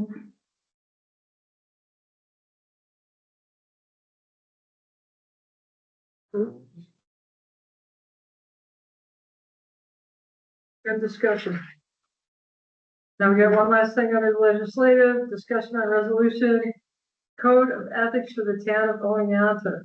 Yeah, Dale asked if they could just have another meeting with, they wanted to meet with Keith and Chris, and go over that, and then we could get back to us with the board. Yeah, I put it, somewhere in here. I mean, Ryan did the formatting, and then I forwarded it to everybody, but we haven't had a full month to look at it, so that gives the attorneys time to look at it. And this is the model code for this, recommended by New York State Office of the State Comptroller. Any on the local municipalities have it? Yes. Yeah. I'm not sure, we're pretty close to it. Yeah, recommended by the comptroller's office. Yeah, It's like verbatim. just verbatim. Verbatim. Yeah, does anybody else have that locally though? I don't know, we had some papers that we looked at for almost like, Oh, I think that was Ithaca that they sent over. they had a, Sound of it. form for people to sign, but it had a lot of personal and intensive information that we felt it's not necessary for the board to fill out. So that was the question. One of the questions discussed was, should there be another sort of form that clarify that everybody is on the same page in terms of disclosure and, you know, Yeah, and this, that OSC came from when I attended the training, on how the newly elected, they shared all that information literally. like how, you know, what's the mechanism for people to accuse themselves without it taking a deep dive into everybody's personal, which was some of those forms. Said you're going out, have a similar to. I don't know, we can check. That form came from. I think he's like the, like room, I think it's city, I feel like did something over the summer, similarly, if not more thorough, as well. The comptroller's, that particular code was the most comprehensive that we had seen. Because the one that we had was just pretty basic. So the comptroller's office took a deep dive into a lot of things that we liked. The model code is very, Yeah. There's a lot more clear. Teresa, do you want to put it on for next month for a vote? Yep. That was good. I'm gonna recommend that the keeper of the agenda there. Dale, when's the next meeting? Do you have? We kind of planning. Okay. It'll be. Yeah, but we're not gonna, you're gonna do modifications, then it's gonna come back to us and then. No, I think they wanted to talk. They just wanted to talk with Keegan and Chris. Okay. Yeah. We do want to have another meeting, Yeah, make sure the committee's all on board, you know, and agree with everything. okay. So we're gonna put it on the agenda for next month. And we can. So if you can, Yeah. okay. So you need so many days after our meeting for, No, it's on the agenda, yeah. Because we need a 10-day notice for our meeting, correct? You already, you published them for the whole year, no? Right, but that's my question. Do we have to have them on a Tuesday or can we make them at any time as long as we publish? You wouldn't have to republish it because, yeah. Right, but we don't have to stick to a Tuesday date. No, you're gonna have to republish it We then. just have, Follow the guidance. so we just let you guys know and then you put it on the website. Yeah, 10 days, right? Or 10 days and that, or as that. please, Yeah. sorry. Mhm. But if you want to confirm all that, just let me know and I can. Yeah. We'll let you know within we'll send out a thing tonight. Okay. Or tomorrow. So, Mr. Supervisor, you're gonna put that on your running agenda for April? Yeah. Draft agenda? But I know you're. I said May, I meant April. Mhm. Jumping Yeah, ahead Chris of- said something. Sorry. All right, anything else? Yeah, I mean, legislative, we had a group of, individuals come also requesting zone change for a development. Mhm. Where do we stay with that? I mean, I don't see it on the agenda. They did come to our meeting. What? Good. That was, Brett, that was at our legislative that ended, and that was part of the workshop meeting. Right. That was the color. Yeah, so that was part of workshop meeting. That's why it's not included in my minutes, so. Mhm. Okay. And it was in the workshop agenda. Yeah, that was in, Angle was a workshop. So the way we left that meeting is that, Keegan and Chris emailed and said they're working on next steps, for that project. So waiting to see what their advice is on moving forward with that. Chris, have you had a chance to look at it? I have not.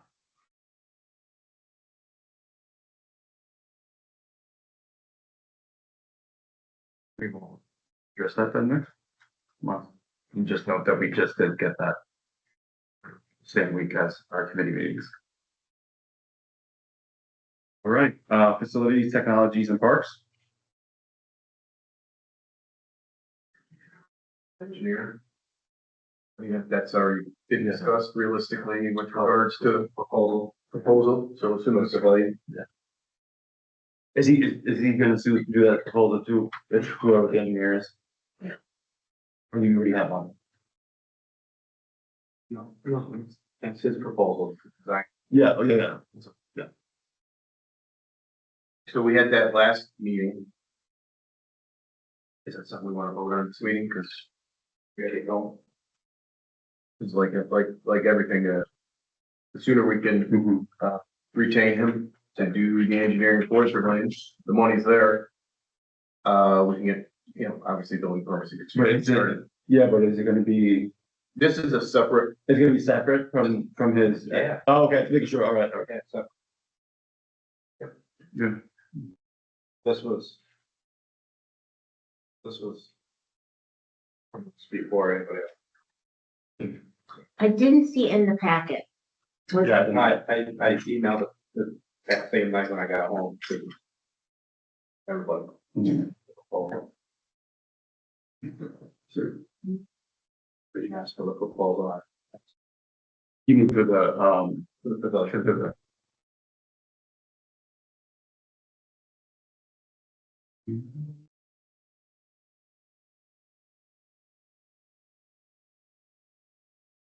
Do you have a date of the email, Joe? Normally, if you want to send that to Ryan, he'll put that on the website, well, and also that should have been on the agenda as well from, right? Because, next, over here, 211, thank you. what I sent did. yeah. Can we read it out loud, Bill? Well, That's something we can vote on tonight? well, It's good spring weather. I don't know, it's one of those things that we just haven't seen, that's all. we did see it last month.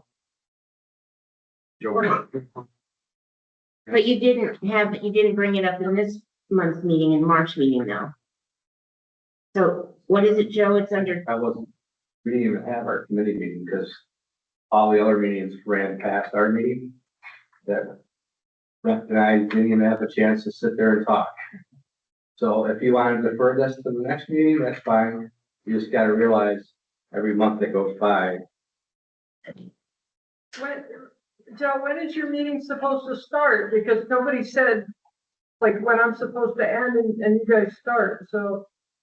When, it's only supposed to be, how long? Each meeting's supposed to be. public safety is 4, legislative is 4:30, parks and facilities is 5, and 5:30 is workshop. we got a half hour, but it ran over. I mean, What do we do if there's more, Just gotta either do it in the workshop meeting or table it for next time. Or do we have the board meeting?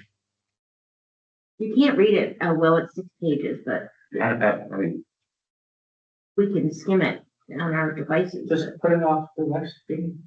yeah, I mean, That's what. it seems, I mean, for me, it's pretty simple. I mean, $6,000 is already budgeted. It's with, Herman Engineering. Yeah, I didn't do it with, when we received it. Is there an advantage if we can, if he's on our retainer, or No, is it's it gonna be separate? separate. Separate, That you was, said, that but proposal was prior to any mention of the proposal. See, that would have been a bonus. We had a lot of meeting. We just table that, I mean, and then. Try to get it figured out. If that's something you do. So if he went for another month, then we gotta have him design it. You're talking 2 months out. Yeah. It's building season right now. Just let them know, we're not by contract. Machine. Message one. Look through this, quick.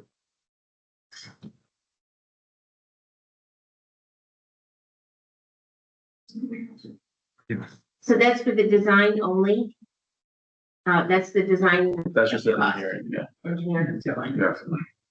Well, why don't we let him take a look at it and, this stuff. Cool? Nothing? Back at it on Monday. Oh, good, good. I let them in, I put padlocks on it for winter and, they're working in the pump house. So. They're working on a little bit at a time, they can do. No. As soon as the frost is out of the ground. Yeah, everyone's excited and look forward to it, and then, some people have this actual cover for it. They're like, oh, finally maybe more. But also if it's not leaking anymore, so hopefully that helps. Yeah. And Brett, those grants, those transitional funds, like the current cycle, like, wasn't allowing the parks piece of it to be allowed, like as an applicable project. Okay. So, we'll keep at it, and We'll get our fingers crossed on one other one. yeah, I mean, we'll keep at it, keep applying for everything. Yeah, yeah. It'd be nice. I know. I mean, I wanted to like apply for like, several million to get everything done that we, wanted, but. Hopefully it'll chip away at it. Months at a time, that's what we do. Yeah, We'll keep after it. That will be a gem of Oneonta eventually. absolutely. And so for those that don't know, we're trying to build a, long park, right? Well, Yeah. it's officially, in 1953, when we took the initial loan for that property for whopping $5,000 from the US government. Yeah, so we're including, splash pad, pickleball courts. I know there's many people here that love pickleball. And, next Pathway. walkway, yeah, pavilion. Great Plains to Butler Avenue. Yeah, pavilion, hopefully some, other things if allowed, but safety, yeah. And a means of egress as well for the school, so that they don't have one-way in or out, so it can be used for emergencies. Okay, I'll take your kind of representative report. Okay.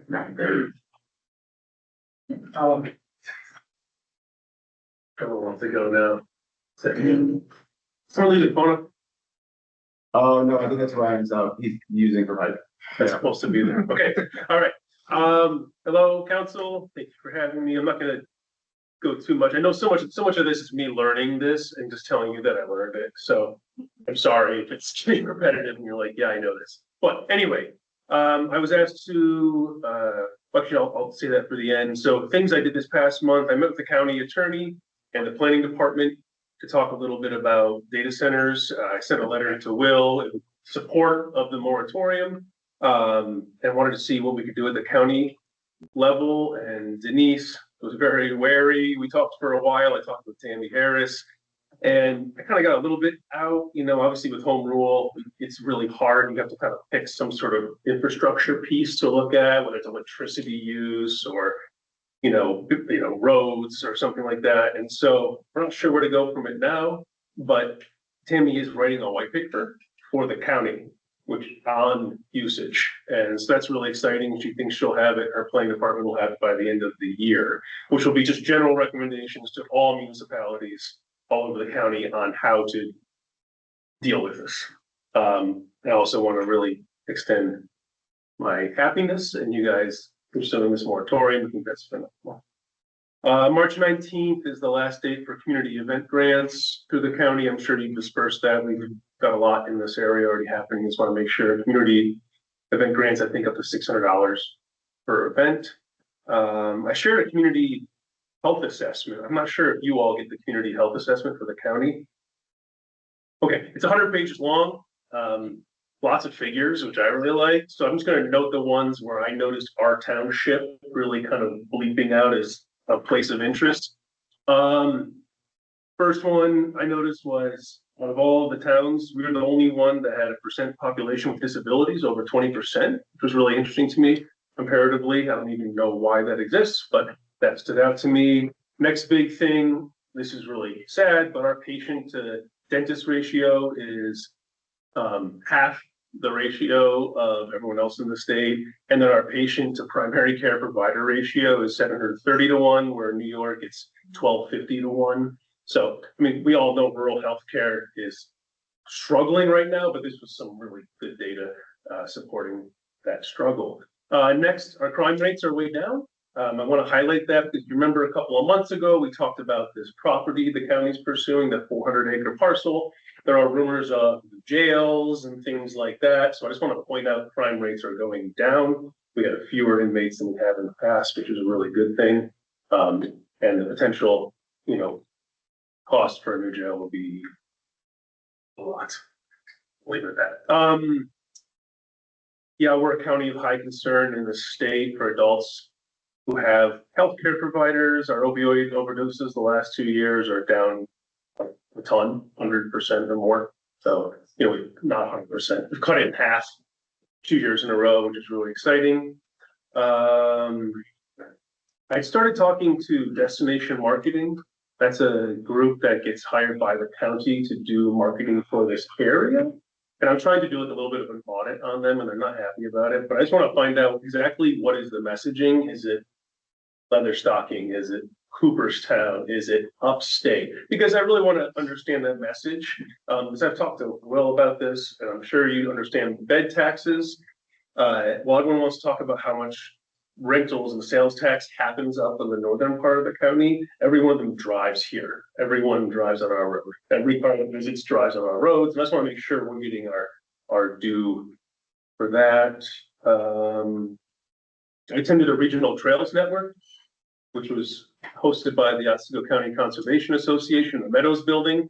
It was really neat because I used to serve on the OCCA board. And so it's kind of neat to see a lot of people who are invested in trails. But I will say one of my frustrations and what came out of it was that everyone was like, I built a new trail. I want more trails for my town. I want more trails. And nobody was saying, I'm going to start programs that could bring people to trails. And so I kind of made myself loud and clear, like, can we focus on maybe getting some jobs in forestry recreation sector that actually run programs for people to get on all these jobs with all these trails that we're making. And so kind of working on that a little bit. Otsego now has this octet challenge where they try to get lots of people hiking. They're not getting enough people to complete the octet, which is a good indicator that we need more programs that bring people, you know. One good example is the Adirondack chapter here, the Susquehanna Adirondack chapter. They go every week and they like fill it because they have somebody hiking every single week. That's a really good indicator of what you could do if you had people planning and leading these things. The 607 Trail Network, you may know, Susquehanna River. There's no campsites along the way. So I'm going to do a paddle with Brent this summer and assess places to target for canoe side, you know, a place where you could maybe hit camping for the night. So that way we can get people to stay here. Because the way it's set up right now, it's like you access it for the day. I think it'd be nice to keep people in here doing a 2-3 day paddle, starting in Cooperstown, getting a hotel, coming down, ending in Oneonta, something like that. I'll report on that after that paddle. I ran a little texting poll, which that's not my thing. I got some responses. It was about utility rates was the biggest one, then affordable housing, economic growth, yada, yada. We all know this. But one big one was ICE cooperation with the sheriff. And at the last county meeting, it was full with people up in anger, very frustrated about our cooperation with ICE. We're one of the only few counties in the state that has decided to make any cooperation with ICE. Yeah, the indoor facility, I'm still working on that. I met with Vince and Jake at the Oneonta Soccer Club today. I know the Calcio crew. I'm working with them too to try to make that happen. Things upcoming, I'm going Sunday to Tuesday to NISAC meeting up in Albany, hopefully learn a few things. The county just got funding. They're gonna do a comp plan at the county level, which is gonna be really awesome. So we can start aligning all of our projects and our needs similar to, and y'all have talked about a comp plan. We never had one. So ours isn't just 12 years old. It's never happened. So I think it'll be a really good thing. And then I was asked to join by Ed Frazier at the Southern Tier 8, which I hear MVET a lot more than I hear Southern Tier 8, but I'm going to see what they have to offer as far as a group and funding grants and things like that. That's all right. Is the new community needs assessment online yet? It should be, because it was sent to me as a finished document, I think, to disperse. I sent it to Will. I was saying, because that's really good for when we are applying for grants. There's a lot of good information in there that you can pull right out of it. Looks good, sounds good, feels good to put in those grant applications because it's evidence of those needs. For sure. So maybe know it's online. It was robust, the information in there. He just sent it to me this afternoon, and so I'll get it out to you all. Okay. Any other questions? Thoughts? No, thank you. Okay. Thank you all for the update. Really quick, do you have any, I know you highlighted some stuff, but do you have any?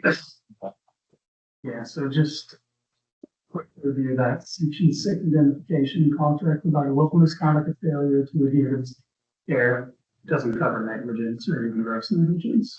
Gross negligence would be more of a standard, it's more beneficial to the contractor, vendor, engineer. So, yeah, I think it's Okay. So it's not like we have some follow. also says requires at least an attempt to do non-binding arbitration, which is preferable for municipalities and sort of a waste of time.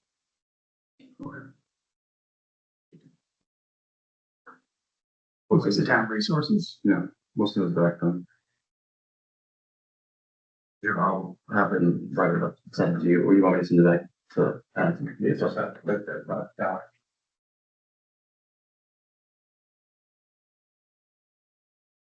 Okay, town clerk report.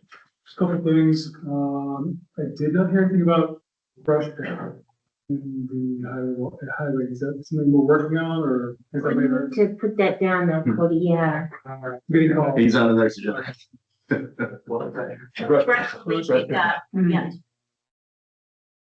I told you he was coming up, Cody. Getting called. So pretty. Is it really? Well, it's like the yard's open, so the. I did have an item, it was the pavilion rental that required a town board approval for alcohol. The alcohol permits that people apply for separately, we do a separate deposit for. And so we bring it before the town board for review and for consideration. And so that's something for the board to vote on. That's whether or not they. I think that's what you do now. Yeah, you sent it to us by email, correct? It's a wedding. Yeah. It's pavilion, rental, typical, basically, about 150 people. Is anyone think about motion or not? Motion. If we approve the alcohol permit for, was it in seven? What's the last name? Pajerski. Pajerski, excuse me. Yeah.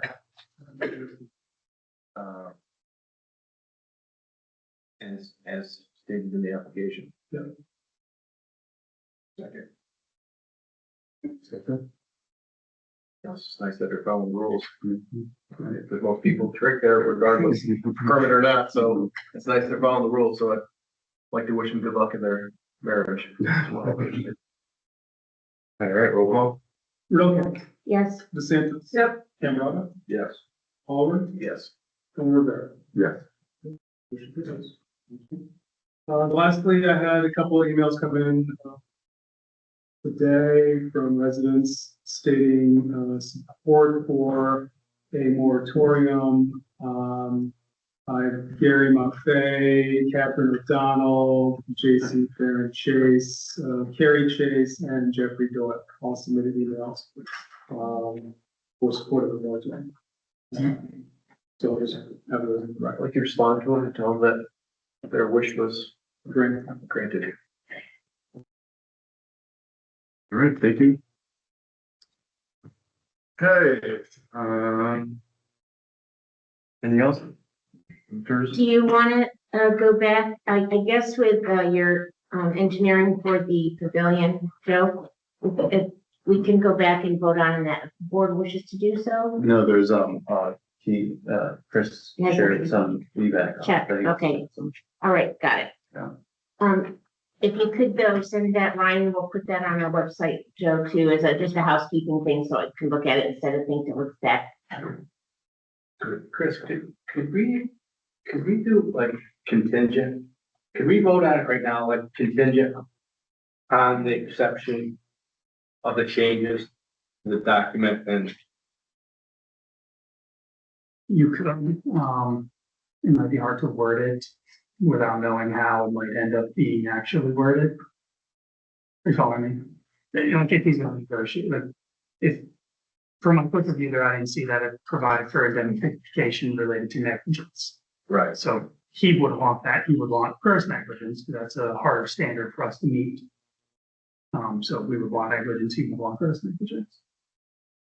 So could we say pending You could kind of, acceptable negotiations. if you, yeah, Town lawyer. you could try, If they're amendable, so very. You know what I'm saying? Just so, just to keep it yeah.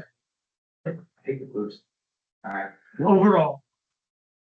Standard terms and conditions. Yeah, I just noted that one. The other one with arbitration is, I mean, it'll be a waste of resources to force you into non-binding arbitration.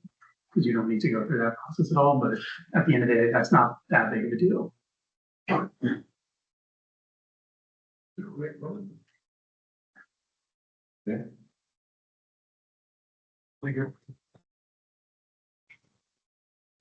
You know, we approve, permanent engineering based on, the update of the contract, Which is available to both permanent engineering and our legal counsel. Is that good? Is that, Yeah, regarding. And regarding the whole contract, right? yeah, sure, I mean, What, not a blanket statement that regarding amenable, We agree upon.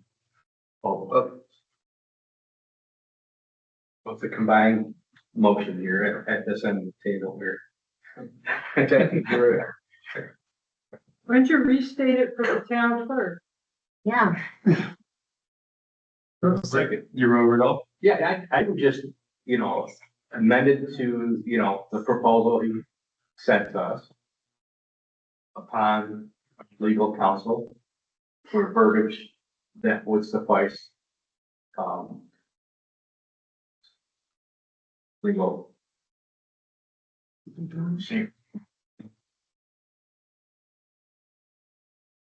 I think Chris is that. yeah, Brian, just make that one. He said it works. so Chris, you're comfortable, in other words, you're good with that, Chris? Yeah. should be fine. If that's a appropriate motion, I'd like to second that.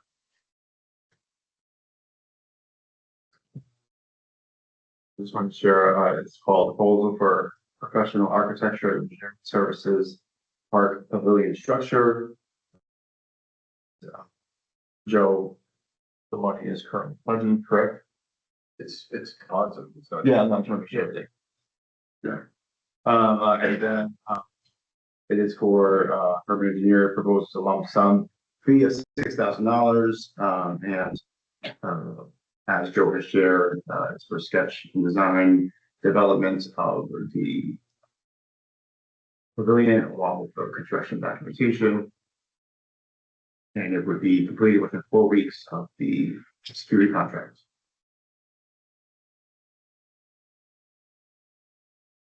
Right?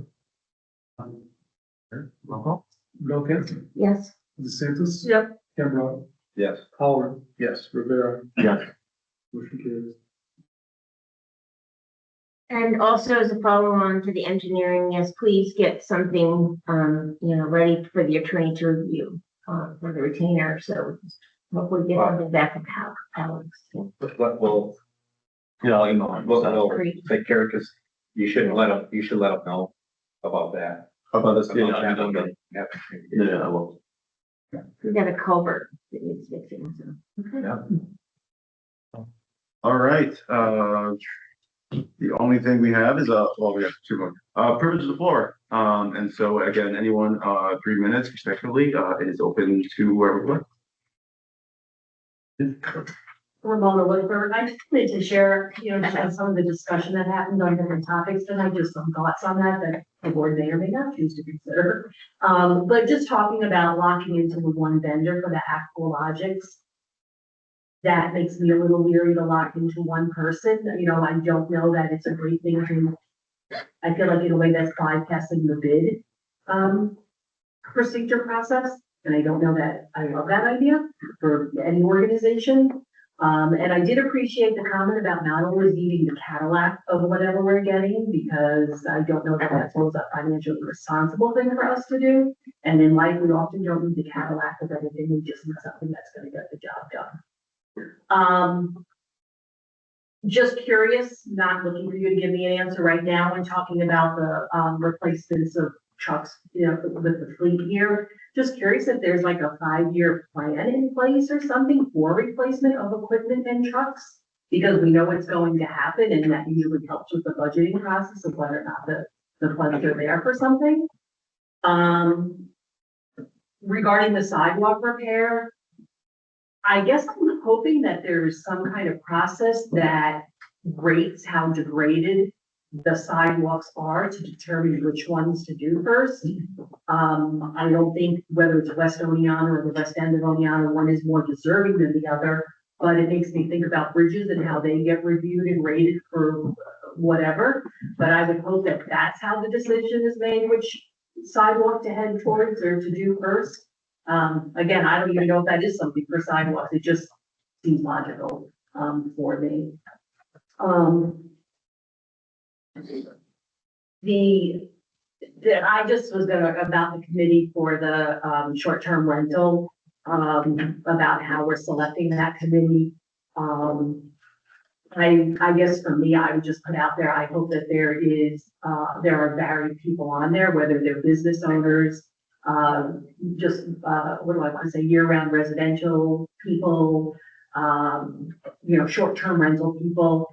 There wasn't a lot of clarity on like how we're choosing the members of that committee, so I guess I would just hope that they have the people from, different areas of experience and, I guess, involvement in those rentals. Thank you. Thank you. Well, if you don't mind, I can address that. With respect to the highway trucks, there is a schedule. There's always been a schedule for replacement. However, sometimes different variables come into play, like a truck is not repairable and the cost is gonna exceed, the value of the truck. So sometimes something will get out of line with that. And then also availability, like we ordered this truck a long time ago. So that's that. And in terms of the sidewalks, yes, there's every year, the highway department or representative highway department will go around looking at all the sidewalks and kind of grading them, based on that. In this case, for instance, a variable would be that there was an accident on the sidewalk. So that sidewalk, unfortunately, then gets moved up higher on the list because we have to, in good faith, do our due diligence and repair wherever the said defect is. Otherwise, that puts the town at greater liability. So sometimes that does play a factor. There are more expensive ways to do that. They do offer equipment that and services that'll come around and grade and give you a plan, a 5-year plan, but they're very costly. And for the sidewalks, we kind of can visually see them, but they do have equipment that can go around, just like the roads. Like they can drive over them and tell you how much longer you have on them, and all types of stuff. But it's a very expensive thing. We looked into it, but it was something you can't just sign up for 1 year. It's a recurring cost. That's pretty expensive. Well, no, I just want to give you your answer. So Thank you. Yeah. Appreciate it. Appreciate it. Thank you. Anyone else? Rich Harlan. Earlier tonight, there was some discussion about procurement and perhaps aligning with the county in connection with procurement. The county has aligned itself with Onondaga County. Onondaga County, of course, has a lot of horsepower when it comes to procurement. So it would be wise for the town to consider working with the county and seeing if they can get some benefit because of the relationship between Otsego County and the other point I wanted to share with you folks is that I've been to several meetings, and I know it has come up in the past, and again tonight, about the method of selecting the people that are going to be serving on the ad hoc committee of the board in connection with short-term transient rental. And never once has there been any indication that the standard for selection will be objective. And I would encourage the board to adopt an objective procedure to select those people, not subjective. Otherwise, the committee itself will have very little or no credibility if it's subjective. Thank you. No, this is just a housekeeping thing that I forgot to mention. OCCA Earth Fest is at SUNY Oneonta 5/9/26 from 10 to 3. And also, our committee is going to go to the DEC summit for climate smart. Oh, good, nothing. Yeah, so we're just waiting, and that's at no cost. It just lets us know about updates and more things we can. Any other further comments for public feedback?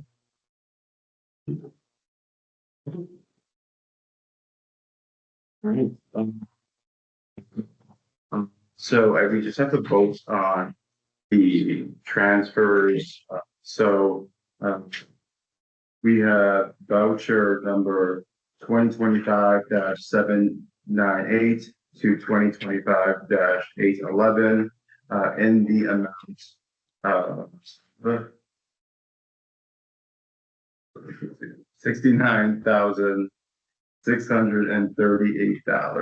$69,638.80.